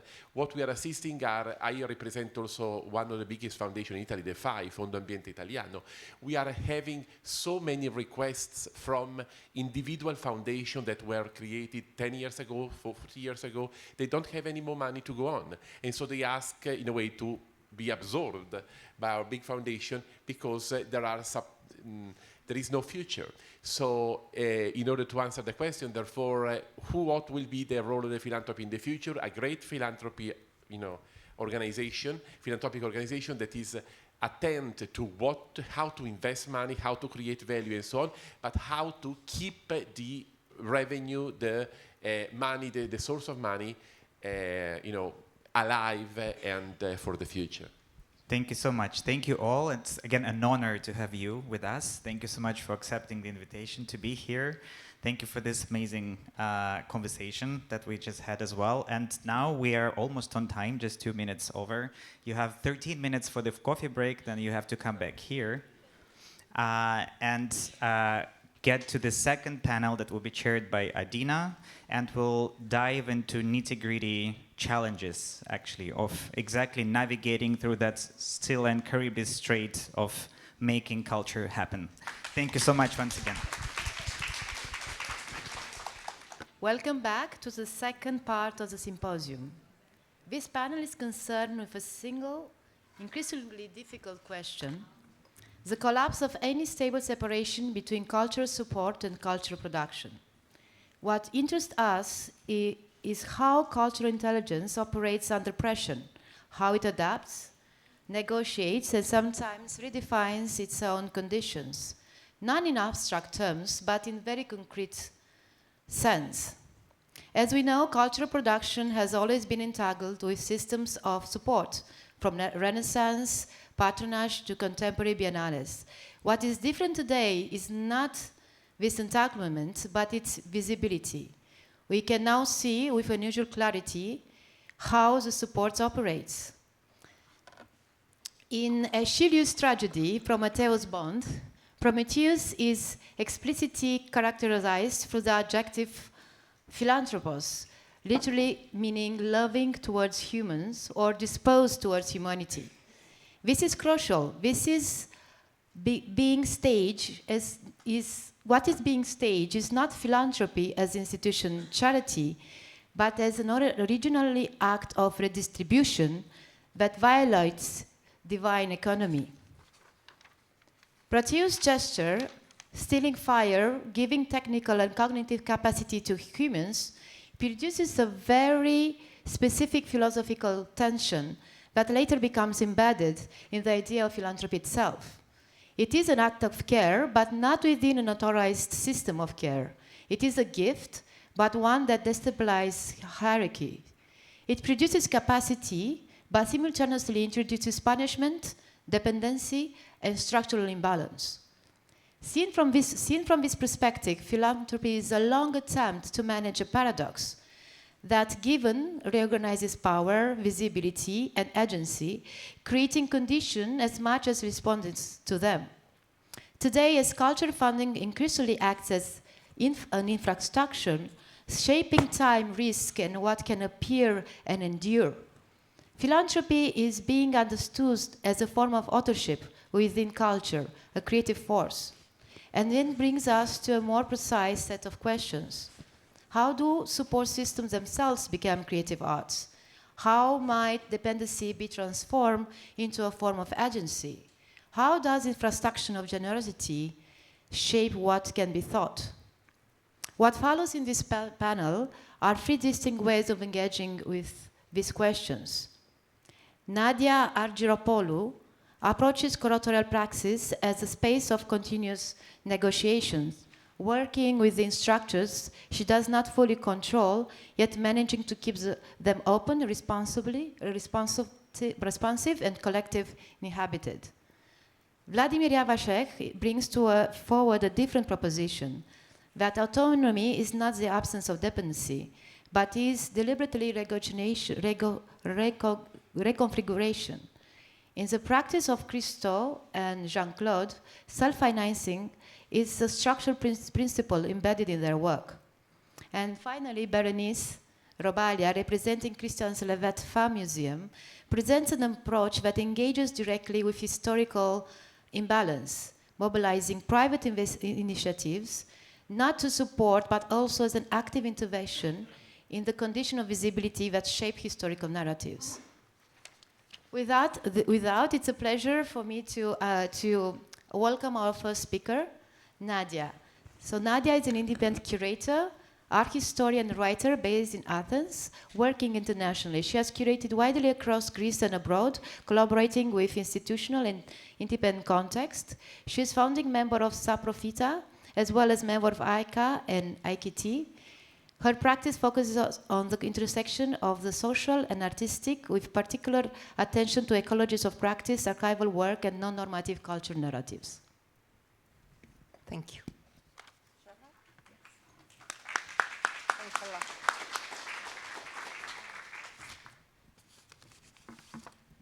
Thank you, Adina. Thank you, Denis. Thanks to IKT. I've been a member for many years, but I haven't ever had the opportunity to attend. Who's the one who laughed is an independent curator. How many are independent curators in here? Raise your hands. Yes. Okay, so you get where I'm coming from, and I'm coming from the country where there's never enough money to attend anything. There's precarity. There is the scare of what's coming next. And thank you, Rajib, thank you very much for saying that you are inviting curators to learn about the initiative, but please don't only go through the institutions. Make calls to independent curators, because otherwise we never get the chance. But to achieve something like that through institutions. So the predicament of the independent curator, I have this image on my desk for 25 years. I started as an institutional curator, so I've seen both sides of the problem and experienced what is the death of the independent curator. This article that came very recently out in Frieze by Angels Miranda actually talks about the accumulation of power that happens in institutions, even when there are the best intentions. So we need critical thinking, we need to consider what's outside the institution and how we can descale, how we can degrowth, how we can go to the smaller entity, these even being the independent, the so-called independent curator. So my question always comes through language and how we start with language and how we are framed by language.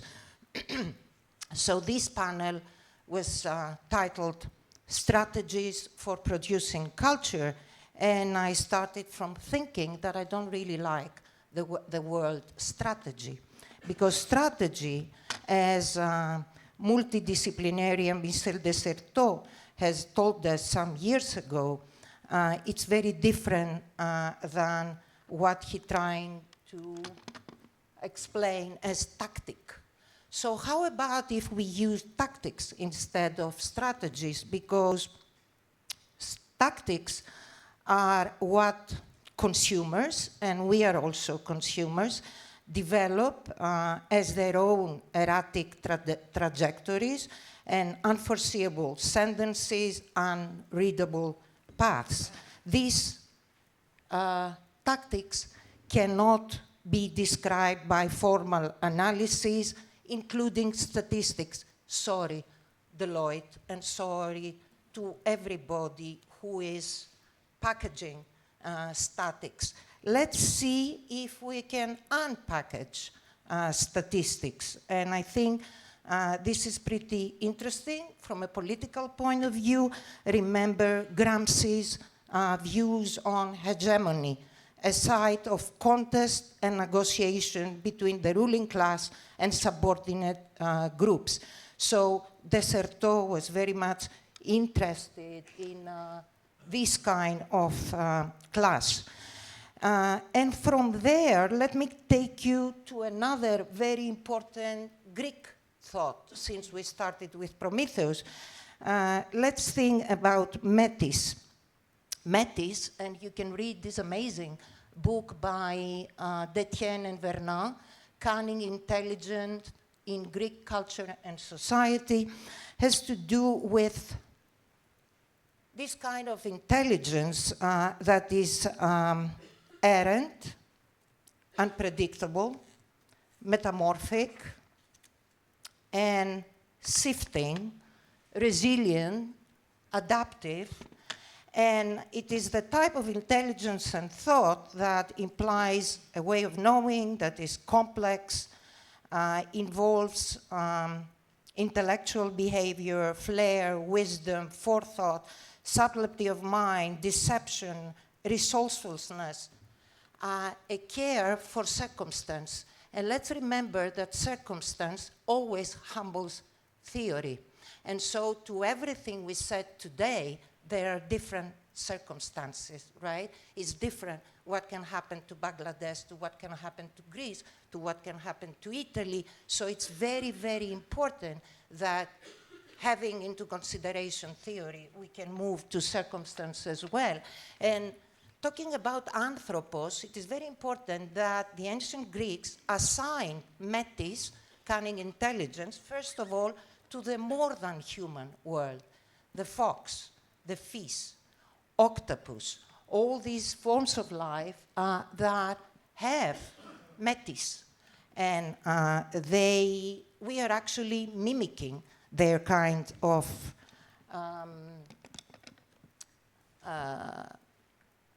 poros founding. Poros is the word that means way, and is actually, we say it when we say something is porous, but is also, in Greece, poros is your funding way, where what you have as a means comes from.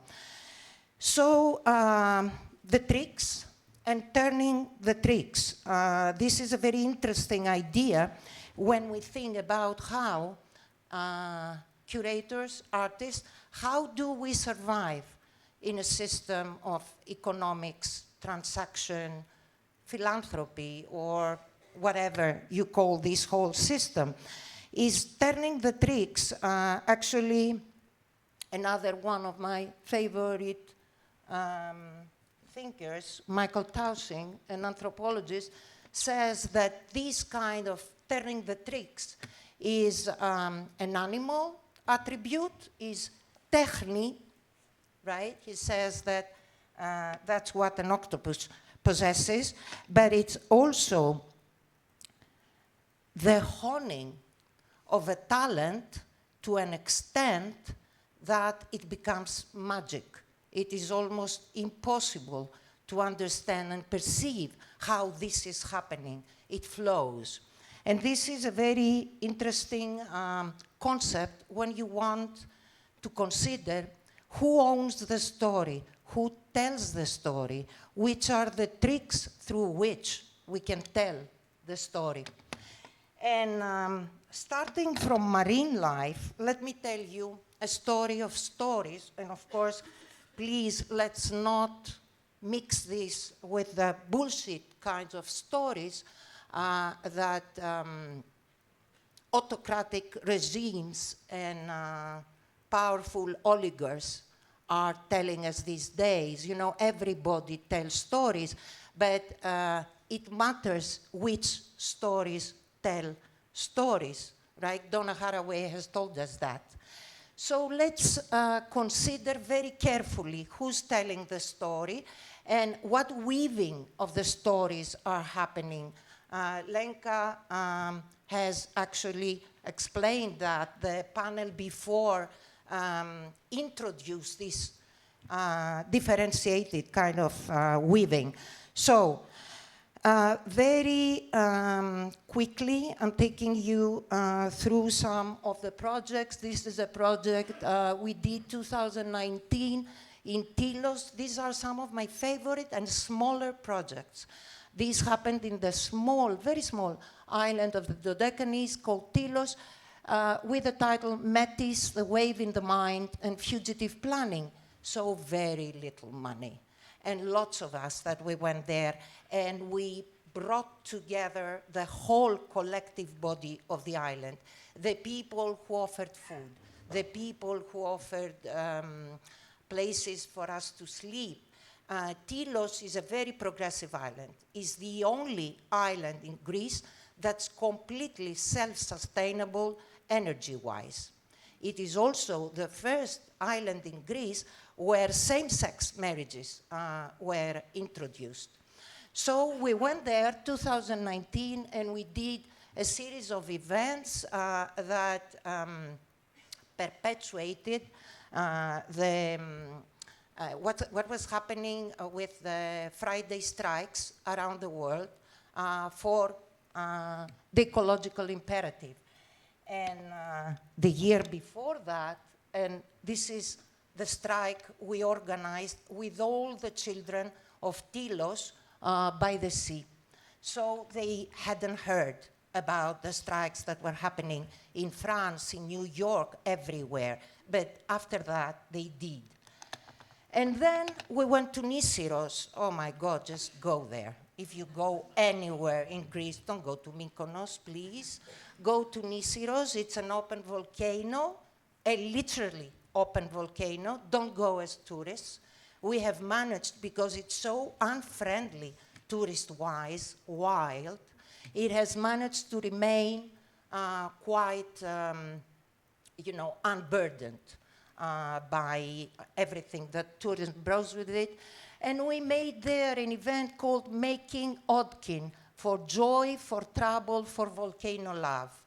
And we spent 10 days just walking around the island, talking, cooking, after we had spent months studying together with the island people what was the problem.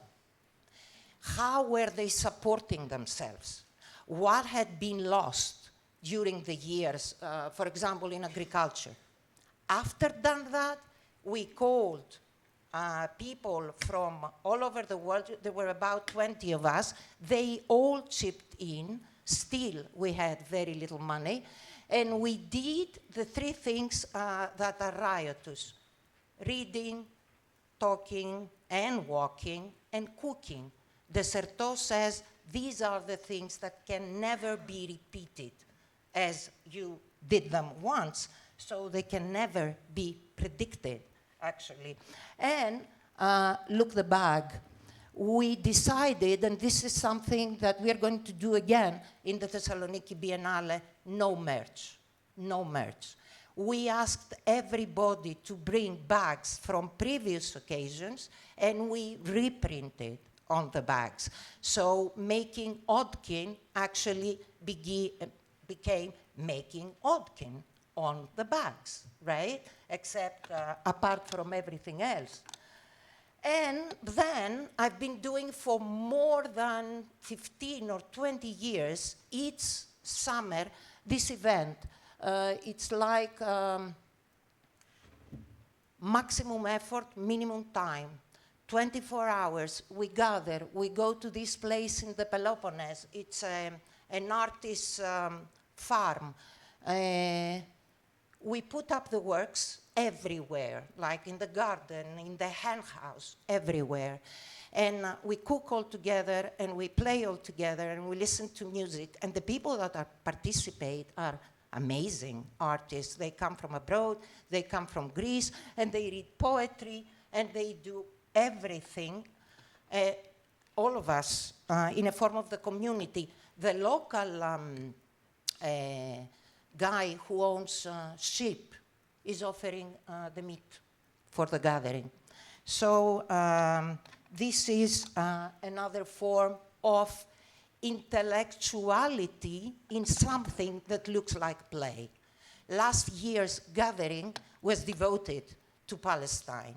It was an amazing gathering we called East Beat, and everything from songs to poetry to talks involved around the genocide in Palestine. So another example, in Athens, in a very small suburbs of Athens, nothing down in the city, sexy underground part of the city. Just a part of the city where ordinary families live. We found this amazing building, like a relic, a ruin, and we did a series of exhibitions. The building is a relic created by Kenzo Tange, if you can believe, the Japanese brutalist, because a local benefactor wanted to create a Nobel museum in Halandri, Greece. Surreal. So surreal that we decided that we would take over the building. The municipality was very helpful. They helped us raise the money, put electricity, bring the works. And we made some of the most radical exhibitions with international artists, new works in this building. The amazing thing was they were like queer collectives from Athens and elsewhere, and the over 60 organized chorus of women of Halandri. So they all came together. Sometimes they liked each other, sometimes they didn't, but at least this was the usual segregation that we see in the arts, right? We see a lot of it. So that is one barrier that we have to cross. And look at that. That's family business. That's a small house that we created. It's modeled after a refugee house. And we created it back in 2010 or 11. I was curating a project in New York called Family Business, initiated by Maurizio Cattelan and Massimiliano Gioni. And we did that. And many years after, it's portable. So we carried it in Nobel Building in Halandri. The distance, the difference in scale is mind-blowing, right? So this little house became the spot where we did the most uncanny readings.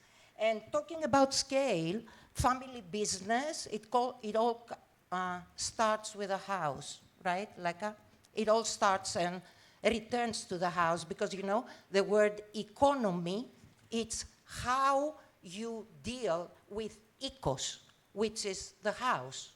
So every time we speak about economy, let's remember that. And that's family business within the Palais de Tokyo.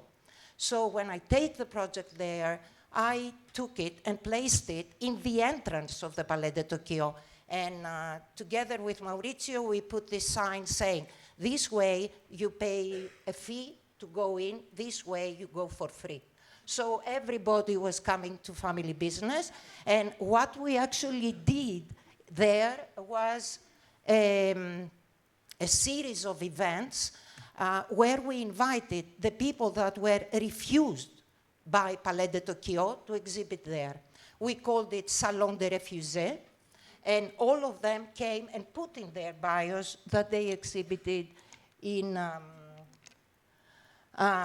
family business at the Palais de Tokyo. So I'm running very quickly, more than human. I will run over Vampiro Teuthis Infernalis, but I can explain later if you like. This is a very important concept by a Czech theorist, Willem Flusser, that actually talked about how we have to think about data gathering and how we source and absorb data gathering.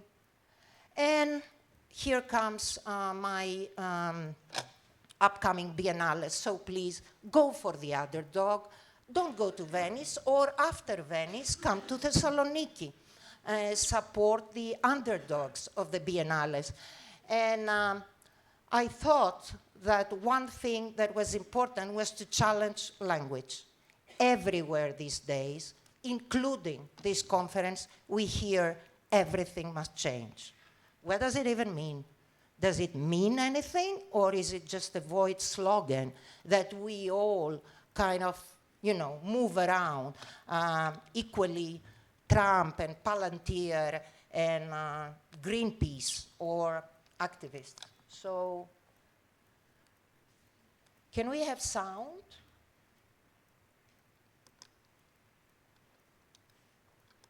Okay, I'll go back, and if we can have sound for the video.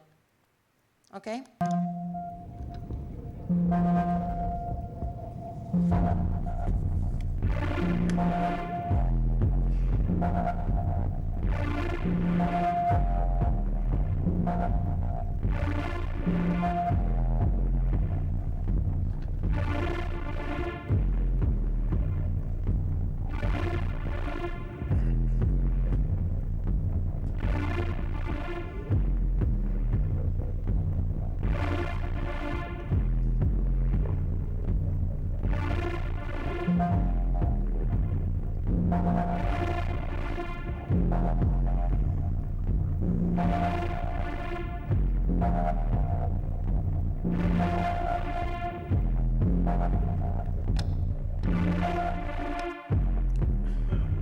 Watch it. There is indeed a sponsors different section, right? So we ask for change, but we work with sponsorship. And there has been a red line for us. The red line was no fossil fuel, no sponsorship related to war, or companies related to war, which, as you all know, makes it very tricky to really make a choice. But let's think about it, and let's talk about it. It's very important. So, Saidiya Hartman was our main inspiration, and this idea of radicalness. What is radical today? I mean, come on, everybody claims radical, and it ends up being radical bullshit, as we are remembered by the Disobedience Archive, because it is always a question of who is using the words. The word philanthropy, if we are using it without being ready, as the word radical, to change the concept of it, the implications of it, the use of it, then better not change it. It's a bit problematic anyway, but, well, I love these guys because they're so misanthropic, actually, the guys in Muppets. So, Athens has been shaped by tyrants, philhellenes, benefactors, and it still is. The Onassis Foundation, for example. Architecture is always coming first, before gentrification. So for those of you who are making new institutions, bear this in mind. Let's make the architecture compatible to the kind of, I love this idea, we don't say indigenous anymore, we say living arts, living cultures. They're not this kind of separation. And how do you show this kind of art? Through love, solidarity, and let's watch this video. It's the last one. Do we have the video?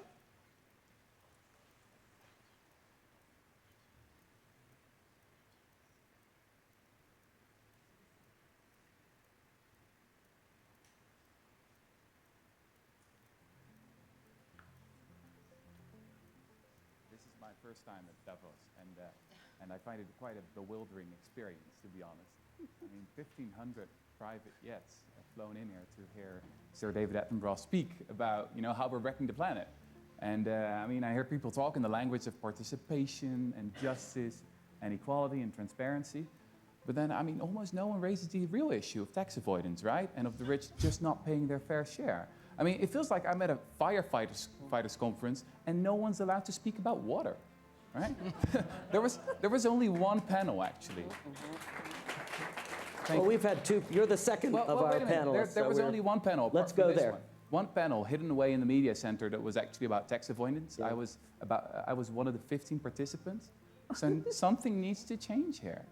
I mean, 10 years ago, the World Economic Forum asked the question, what must industry do to prevent a broad social backlash? The answer is very simple. Just stop talking about philanthropy and start talking about taxes. Taxes. Well, the bomb has been thrown. Obviously, it's good. You see the paw here. It's good that art remains an instigator, right? Thank you. Thank you so much, Nadia.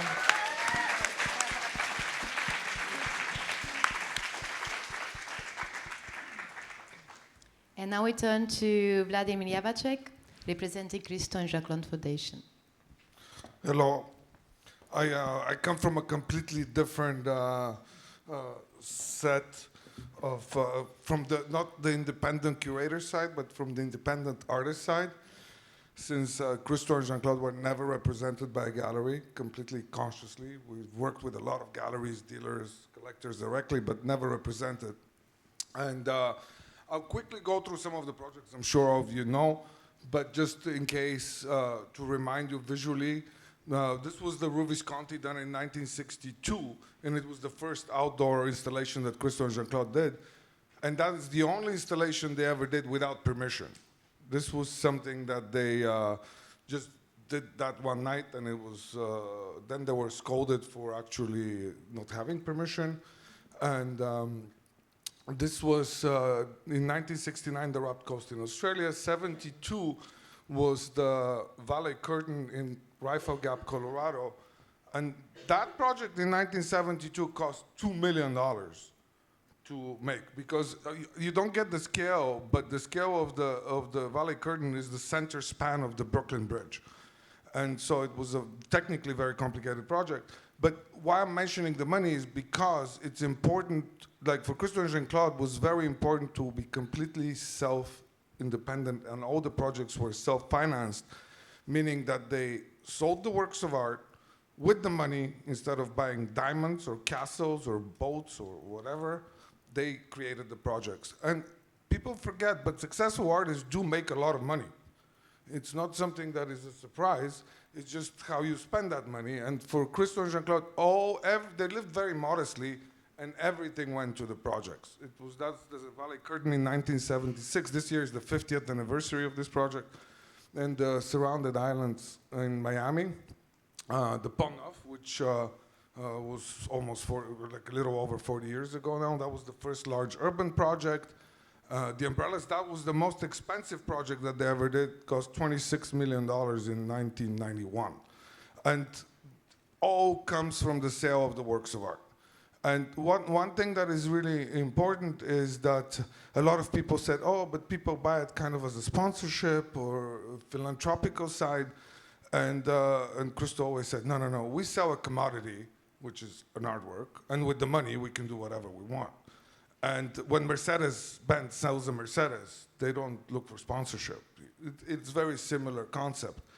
And this is the Reichstag, which is was very, very important for Christo because he comes from Eastern Europe, from Bulgaria, and he escaped totalitarianism. And for him, he always said that this concept of absolute freedom, and that meaning financial freedom as well, free from sponsorship, free from anybody else, was because he comes from a totalitarian background.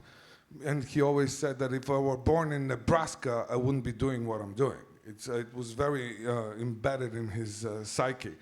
So I don't know how interested you are about the finance part, but for us it was always very important that, because the closer we get to a project, the value of the artworks would go higher. So we try to sell less before the project, but then we need the money in the meantime. So we would work with banks, and we use art as collateral to give us the money in order to continue with the project, so we don't sell the works at the lesser cost when we can sell them at a higher cost. It's a very capitalist system. And Christo always said, I mean, I escaped from Bulgaria, and now I use the capitalist system to the end. And, but the projects are free. Anybody can go for free. And this is very important also for the public art sector in a way, because it's something that when you deal with public art, it's something that which is very dear to me. It's something that when people go to a museum or a gallery, they're always really interested in art to go to that museum or gallery. But when you have an artwork in a public space, just somebody walking down the street just stumbles upon it, and it's a completely different effect you have on the people that are not interested in art. They can hate it, they can love it, it doesn't matter. It sparks some emotion in them. And this was always very important for Christo and Jean-Claude.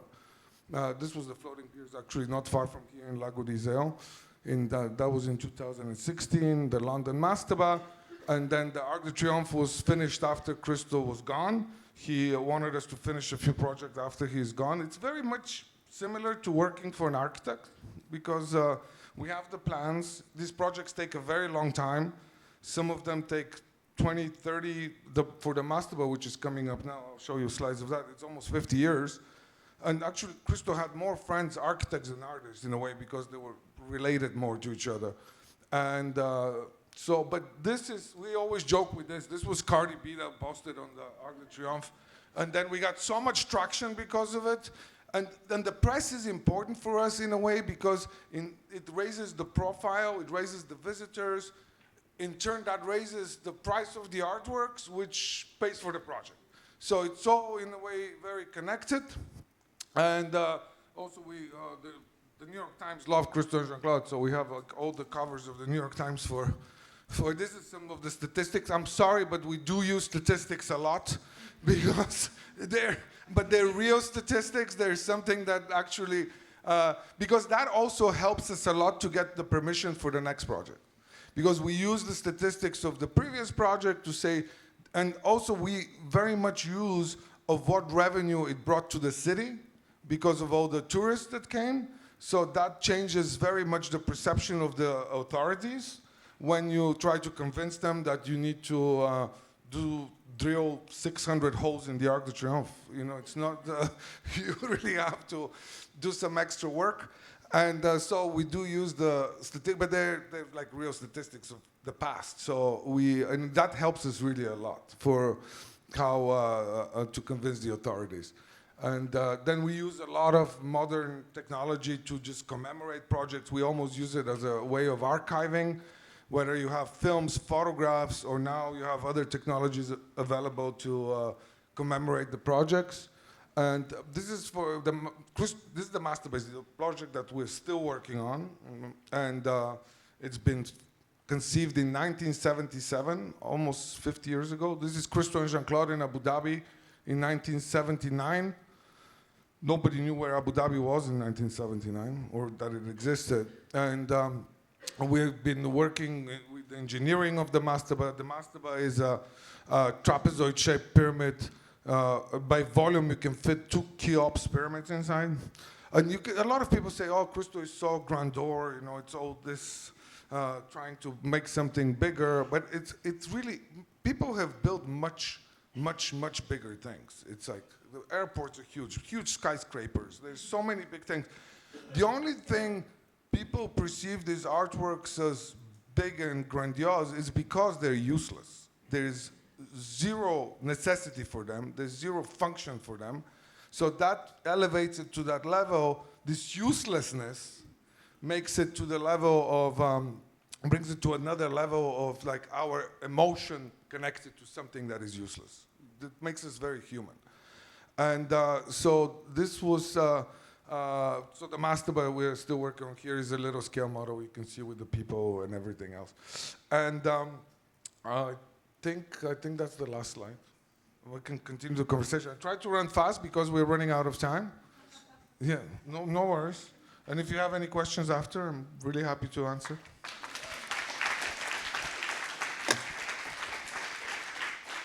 Thank you, Vladimir. Now I move to Berenice. Okay, does it work? Yes. Okay, presentation that I have. Well, in the meantime, thank you so much, everyone, for being here today. My name is Bernice, and I'm working as a head of marketing and strategic development for the FAM, which is the first museum outside of the US to have a permanent collection dedicated to female artists. So I also don't come from the same background than a lot of you here today. I do not have notes, but I need my presentation, especially because I have a little surprise, some stats, some numbers yeah, so if I can just have the presentation. Okay, wonderful. So actually, I know those stats by heart, so it's good.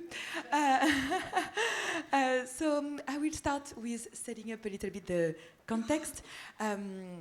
So those numbers are from an article published in The Conversation from 2024, and it basically states that, and it's still imperfect because it's not on this screen, and I need this screen. Okay, anyways, okay, I'm gonna keep going, but basically this article says that 3% of artworks in the largest US museum by visitor attendance are from female artists in 2019. The paper is also saying that it's less than 4% of artworks from French public collection that were by female artists in 2021, and that in 2018 it was 1/3 of global exhibitions that were featuring female artists. Fortunately, this has changed a lot.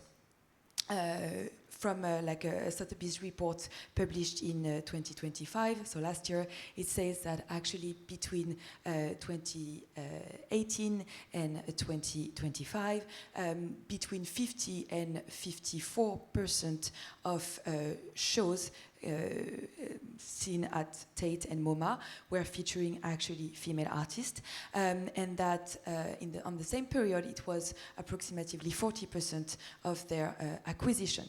So things are getting way much better. My God, the machine don't like me.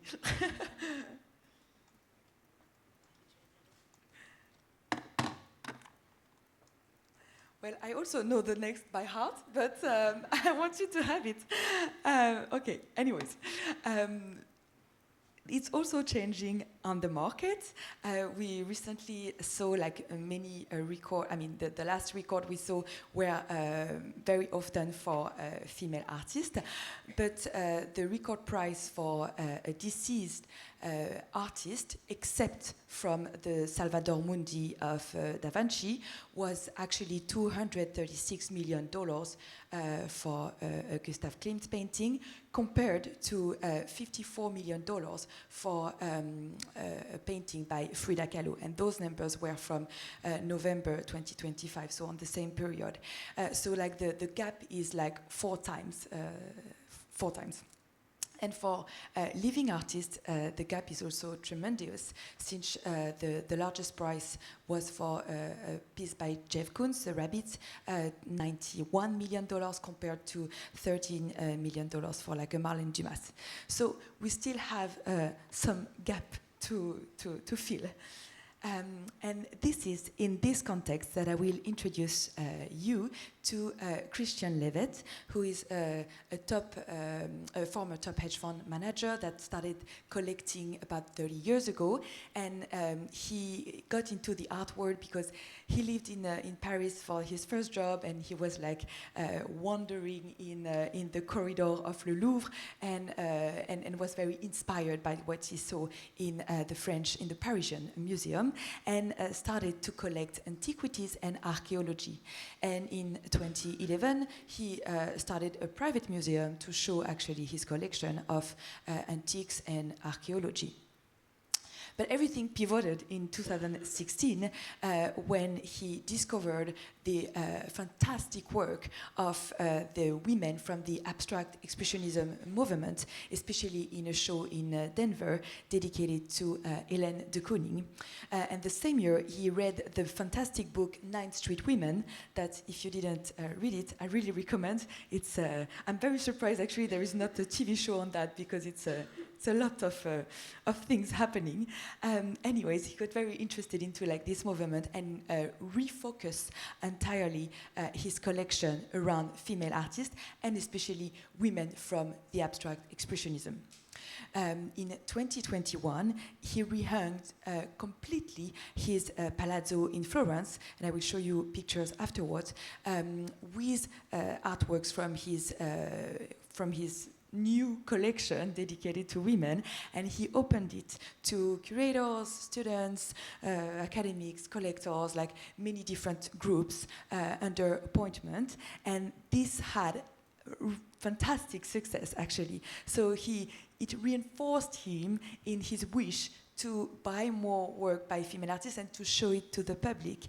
And that drove his decision in 2023 to close his museum dedicated to antiques and archaeology, sell his collection of those objects, and transform it into a new concept, which is FAM, so Femmes Artistes du Musée de Mougins, dedicated to female artists from Impressionism to contemporary. In 2023, he also participated largely in the show at the Whitechapel Gallery, Action Gesture Paint, and co-published with Mirror Publisher a book with 3 curators, including Hélène Landau, who also wrote the catalogue raisonné on Lee Krasner. So that's about the FAM. So we are showing about a little bit more than 100 artworks from women artists from all over the world, starting from Impressionism to contemporary. I mean, actually, recently he bought a work from Arte Media Gentileschi. So from the 14th of May, we will actually start from Baroque period. And the idea was really to, so yeah, that's actually the work by Arte Media.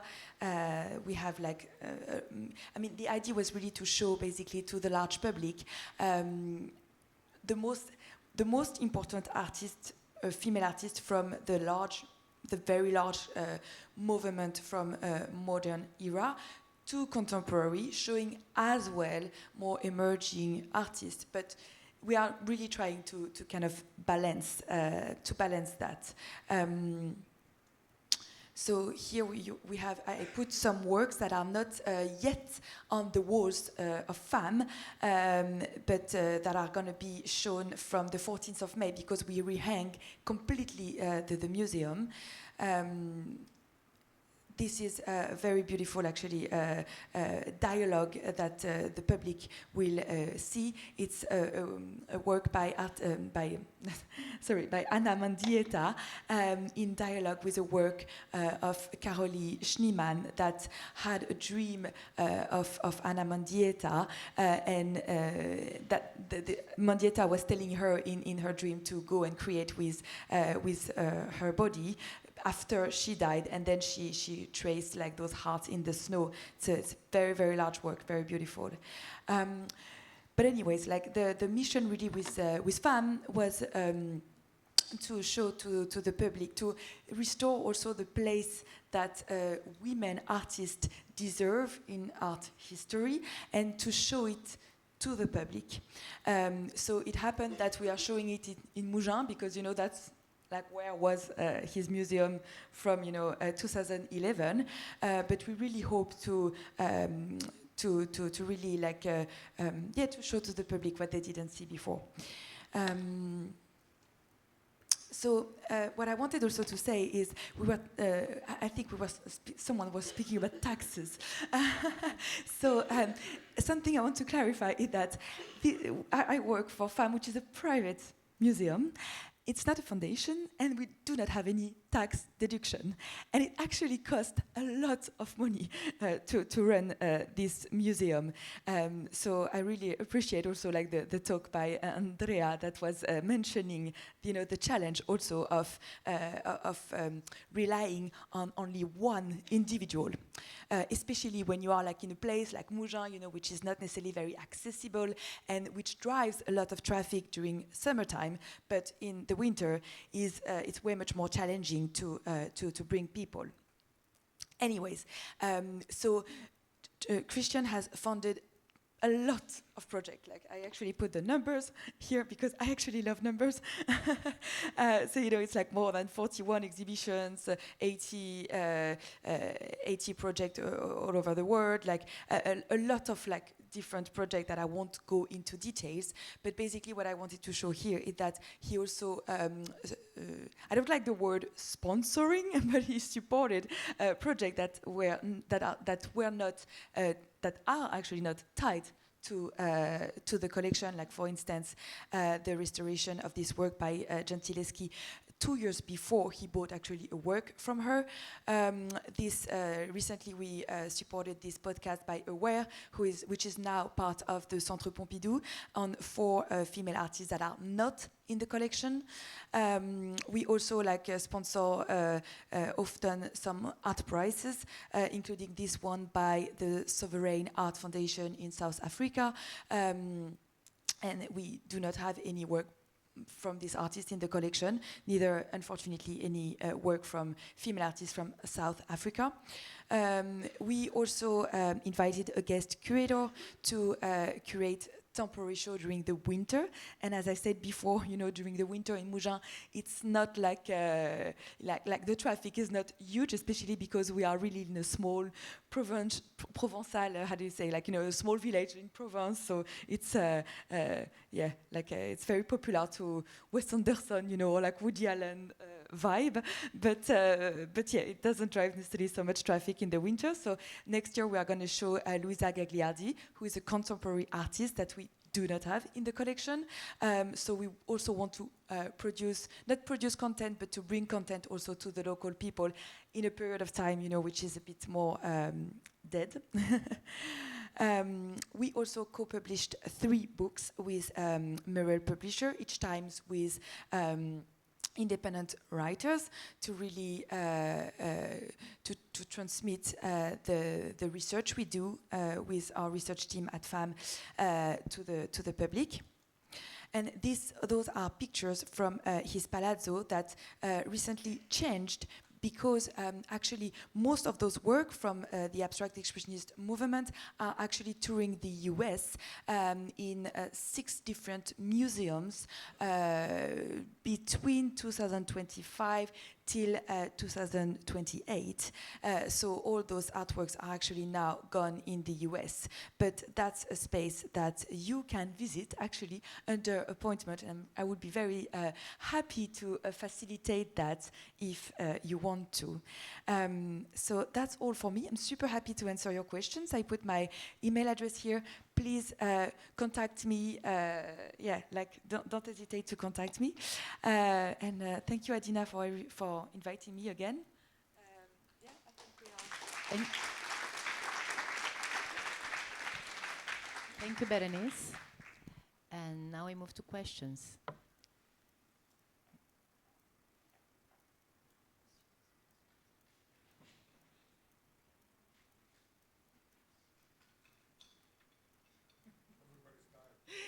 Well, everybody's tired. So, or they're getting ready for the revolution, or for the lunch, or for the lunch.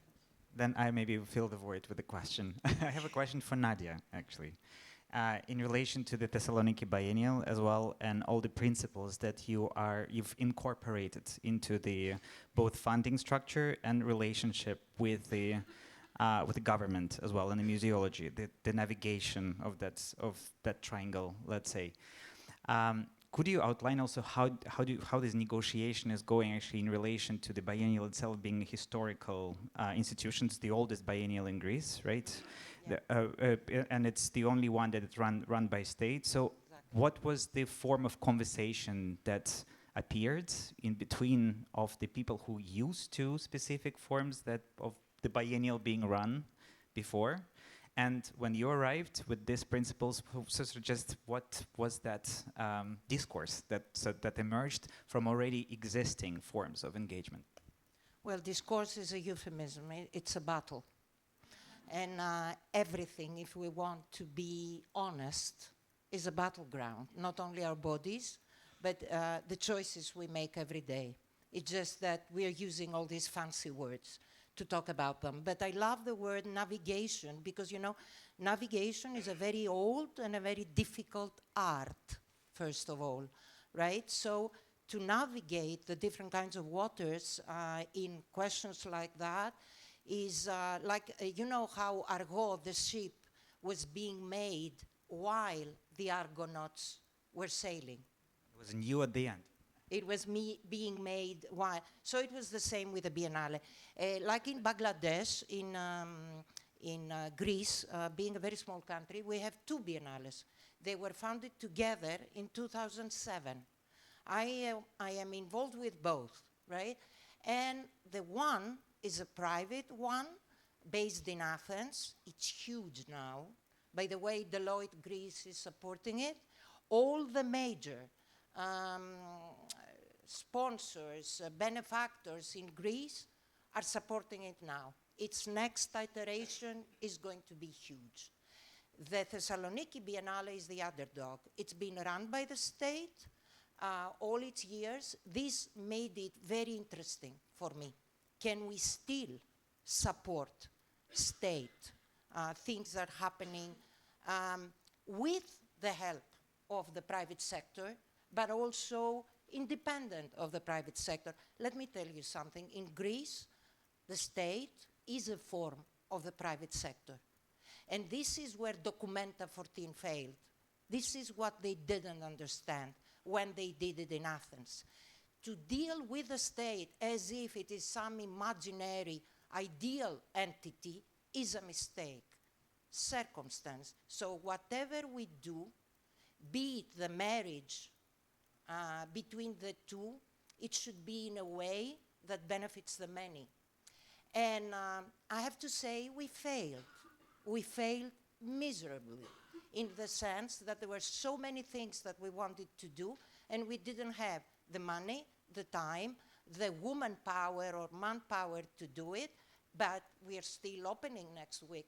And one of the things that we are going to do is that we are going to address publicly and very openly which is the problem with the biennales today, at least with biennales that are not central, that are they still sustainable? I heard somewhere. Is this idea of degrowth, like scaling down, doing things differently, something that goes beyond economy, something that should start from the arts? Not to stop reaching out, I'm here today, right? But to think like, do we really need a huge PR company? And coming back to statistics, statistics are very important, especially the way you're talking about them. But let me tell you about statistics. Statistics is, for me, what makes the difference between probabilities and possibilities. Probabilities is the jargon of, you know, the capitalist tech imaginary. What can be calculated? Possibilities is our world. This is something that we imagine into existence, and this is a possibility. So this is what Thessaloniki will be navigating and failing.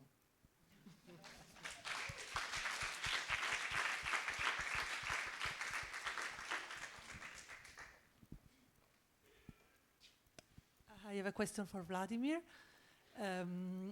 Thank you for your very inspiring overview of the works of your uncle and from Jean-Claude. It must be incredible to deal with such a great heritage.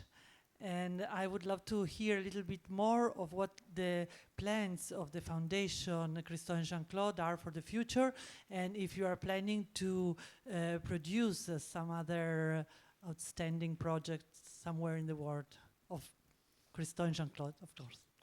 Thank you. I mean, the foundation is still very young in a way. We have a large board, so there's a lot of directions we can go, and we're still discussing. But one thing is for sure, because it was Christo's wish, we're continuing on the Mastaba project, which is now under a separate foundation. As with all of Christo and Jean-Claude's projects, we created a separate company for the project. again, using the capitalist system to the end. Because of liability and everything else, we're not stupid, you know, we have to do all these things.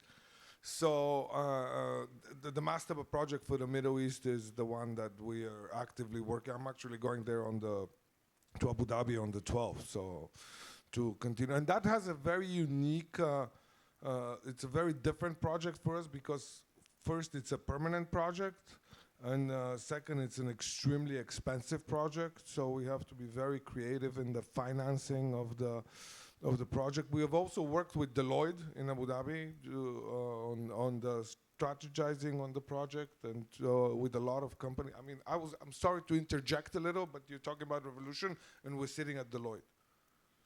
Oh my God, I have that. You know, so let's. Yeah. So, but the revolution is all within us, I think, and we can do with Christo and Jean-Claude. They never talked about revolution. That's what I wanted to bring it back to. They never talked about revolution because they thought they can just do whatever they want to do to have their ultimate freedom, and that's the only way you kind of bring the revolution in a way, because you are independent and you do what you want to do. And this is, I think, there's no revolution necessary when you can do what you want to do. Can I just explain something? And sorry about that. Yeah, I need to say something. I'm borrowing this from Gayatri Spivak. Revolution is like housework. You have to do it every day. So it's not really what you claim, it's what you do.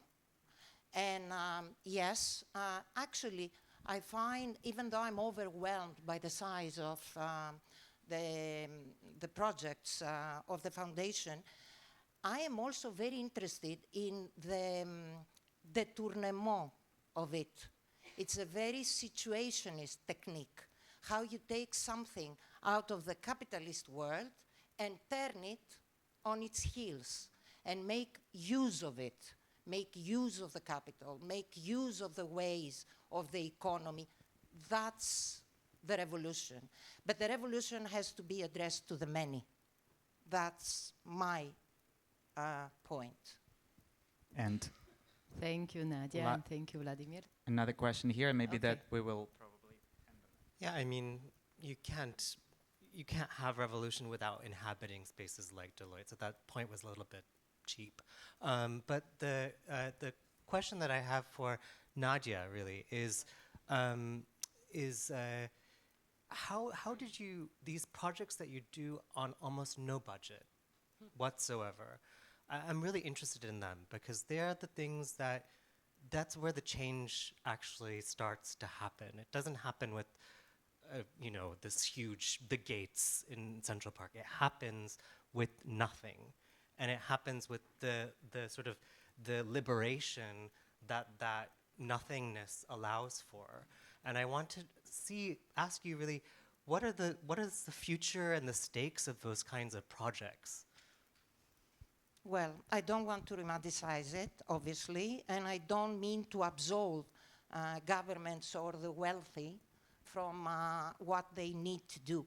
But what I found out was that if you are honest and not kind of wave around the ethics of what you do, but the hope in what you do, people respond. People respond very well to sincerity. They respond very well to vision, and they respond very well to what art can do when it stops asking questions. The 20th century was all about asking questions. It's time that we give answers that were uncalled for. So actually, these experiments were answers that nobody asked for. We went for the small scale. We went for the people that chipped in. We never, ever thought of misguiding them, like I'm getting the big money because I'm the curator, but everybody else chip in. No. Very clear, very open, how we all come together to do the project. And we always, always pay the cultural workers.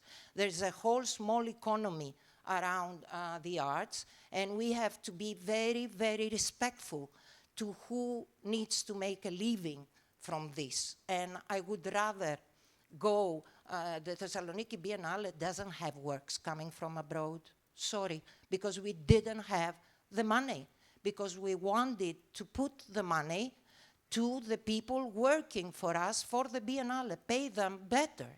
And this is a conscious decision. This is what a Biennale must be. This is what a museum must be. It's the stories told by everybody beyond statistics. Thank you. Thank you so much, Nadia. Shall we? We actually don't want to take you from lunch for too long, but just to say some conclusive remarks as well from our side with Adina. Again, as we started presenting this symposium as well as maybe a continuous series of conversations of that kind, we see it as an open style think tank, as you could say, where variety of opinions could clash, where again we are all part of that swamp, which is called the art world in a way. Swamp, it's not a negative thing, actually it's pretty biodiverse environment where a lot of new amazing actually microorganisms and animals are springing from. We probably are ourselves the product of a swamp as well. We also at some point exited it and started to inhabit, let's say, the continent at this point.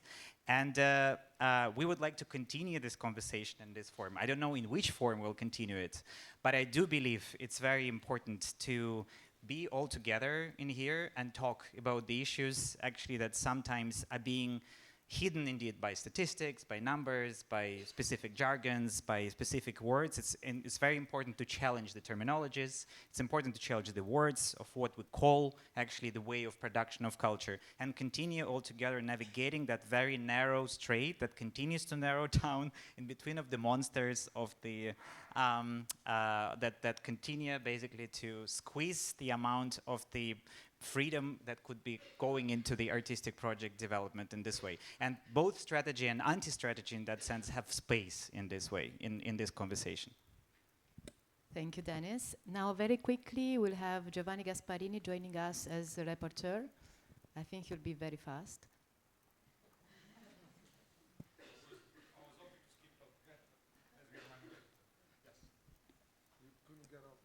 Couldn't get off the hook. Yes, I was hoping to skip it altogether, but very, very fast. Thank you. I found very odd that I didn't ask somebody who is not at all a curator. I'm an economist. But to show you that I do have my classic education as well, I will start with the Latin quote, as I'm Italian, not Greek, which is timeo Danaos et dona ferentes. The guy who said so was Laocoon, that we all know in art history as the guy who gets eaten by the big snake. So I hope I would not, but that's, I think, is a key element that it comes to my mind when I was hearing all the very interesting presentation we got today. The problem is always that we need resources to do what we want, whatever we want, and the problem is that resources all the time comes with something attached. And there are different strategies to navigate that.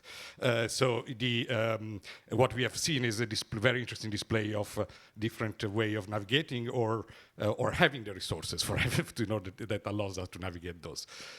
So it was interesting, the reference to philanthropy capitalism, which is, I think, is a contradiction in terms, at least in linguistic terms. So because I think we have moved away completely from the original idea that philanthropy is about loving mankind, so giving without getting anything in return. And it's so we have seen different strategies. It's impossible to sum up, but just to give, I have more questions than actually answers, so I won't give answers. The first one is that we have seen a top-down governmental type of approach. So essentially, and in a certain sense, if you advocate for taxes, that's what you're saying. You have a central agency that then distributes through the classical model of museums or whatever it is. So you have a central authority that does that. What I'm slightly surprised about that nobody mentioned, I've lived in the UK for quite some time, that this can be done through what is called the arm's length principle, which tends to guarantee some form of autonomy between the money you received and the actual outcome of the intellectual activity. I think that's something needs to be mentioned, at least because as a principles industry, whether this is effective the way you apply it, that's another story. The second element is the business-led. And the business-led, both of them, both the business and the public money one, they need measurable. It's about measuring the outcome of input-output. It's impossible. It's not going to be that way. And that's essential to that framework. So I think that in that sense, if you're spending your own money, you can say, I don't give a damn. It's just the way I do it, and I don't care. If you're spending other people's money, which is the public through taxation, or you are spending your shareholder monies, obviously you would have to have that. I would not call it itself a philanthropy. I would call it another way. But the moment you are getting into that, it's certainly that's an element you can't escape from. The other element is private. We have seen many of them, collecting or promoting. Both of them are extremely valid. I would just take a footnote, which is an example which gets us to the point who has to benefit. And I think that maybe the artist was present only in the last presentation, but a very specific successful artist. I think there's a problem that is broader than a successful artist, which are the non-successful artists, because the model we have seen is great, but it's very specific to artists that are successful. In that sense, for example, comes to my mind two of the greatest collectors of our time, the Vögel couple, Herb and Dorothy, and that is, to me, philanthropy. Collecting through philanthropy. People that manage to support very young artists at the start of their careers. They make them possible to live in New York. They put together a collection. They donate it to the general public. The moment we decide that art shouldn't be elitist, which we could decide it is, but we need to be doing that. I do think that art is elitist, but from a cultural perspective. So the problem that I see is education. That's another element we should be touching probably. The access to art has to be through education. Art is a language. We never spoke about that. And we should not teach people how to read, then we don't give opportunity for a broader aspect to that. So I think that philanthropy through education, not just to the artists, but to the general public, that's an element that has to be taken into consideration as well. Having said that, it goes back to in my opinion, again, to this dichotomy, but actually how to resolve the conflict in a positive way between the freedom of the operations of being able to operate and at the same time respecting the fact that we need funds for doing that, because as we mentioned out, the moment we decide that people need to be paid for what they're doing, that's when the art world becomes less elitist. Because I work with auction houses, galleries, essentially, and collectors. And the elitism is done to how much money you earn and how much money you have, for example, to support your unpaid job in a gallery or in an auction house, or very little paid. So that's also an element we need to take it seriously into account. And we probably, because as Andrea Rurale mentioned, yes, it is true. Philanthropy is a way to fix distortion of the markets. Markets are distorted, as he pointed out. The art market is probably one of the most distorted ever, and that's why I like to study it. But we need to be conscious about that, and we need to make sure that we have strategies to do that. As we are running out of time, because in the gospel that says, blessed are those who are come last, but I would add only if the first one are modest, which is not always necessarily the case. And I will end up with the fact that economists says that there is no such thing as a free lunch, but apparently there is a free lunch. So I'm not going to interrupt you for any longer. And I hope what I said made sense and resonates with you more in terms of questions than in terms of actually answering anything. Frankly, thank you.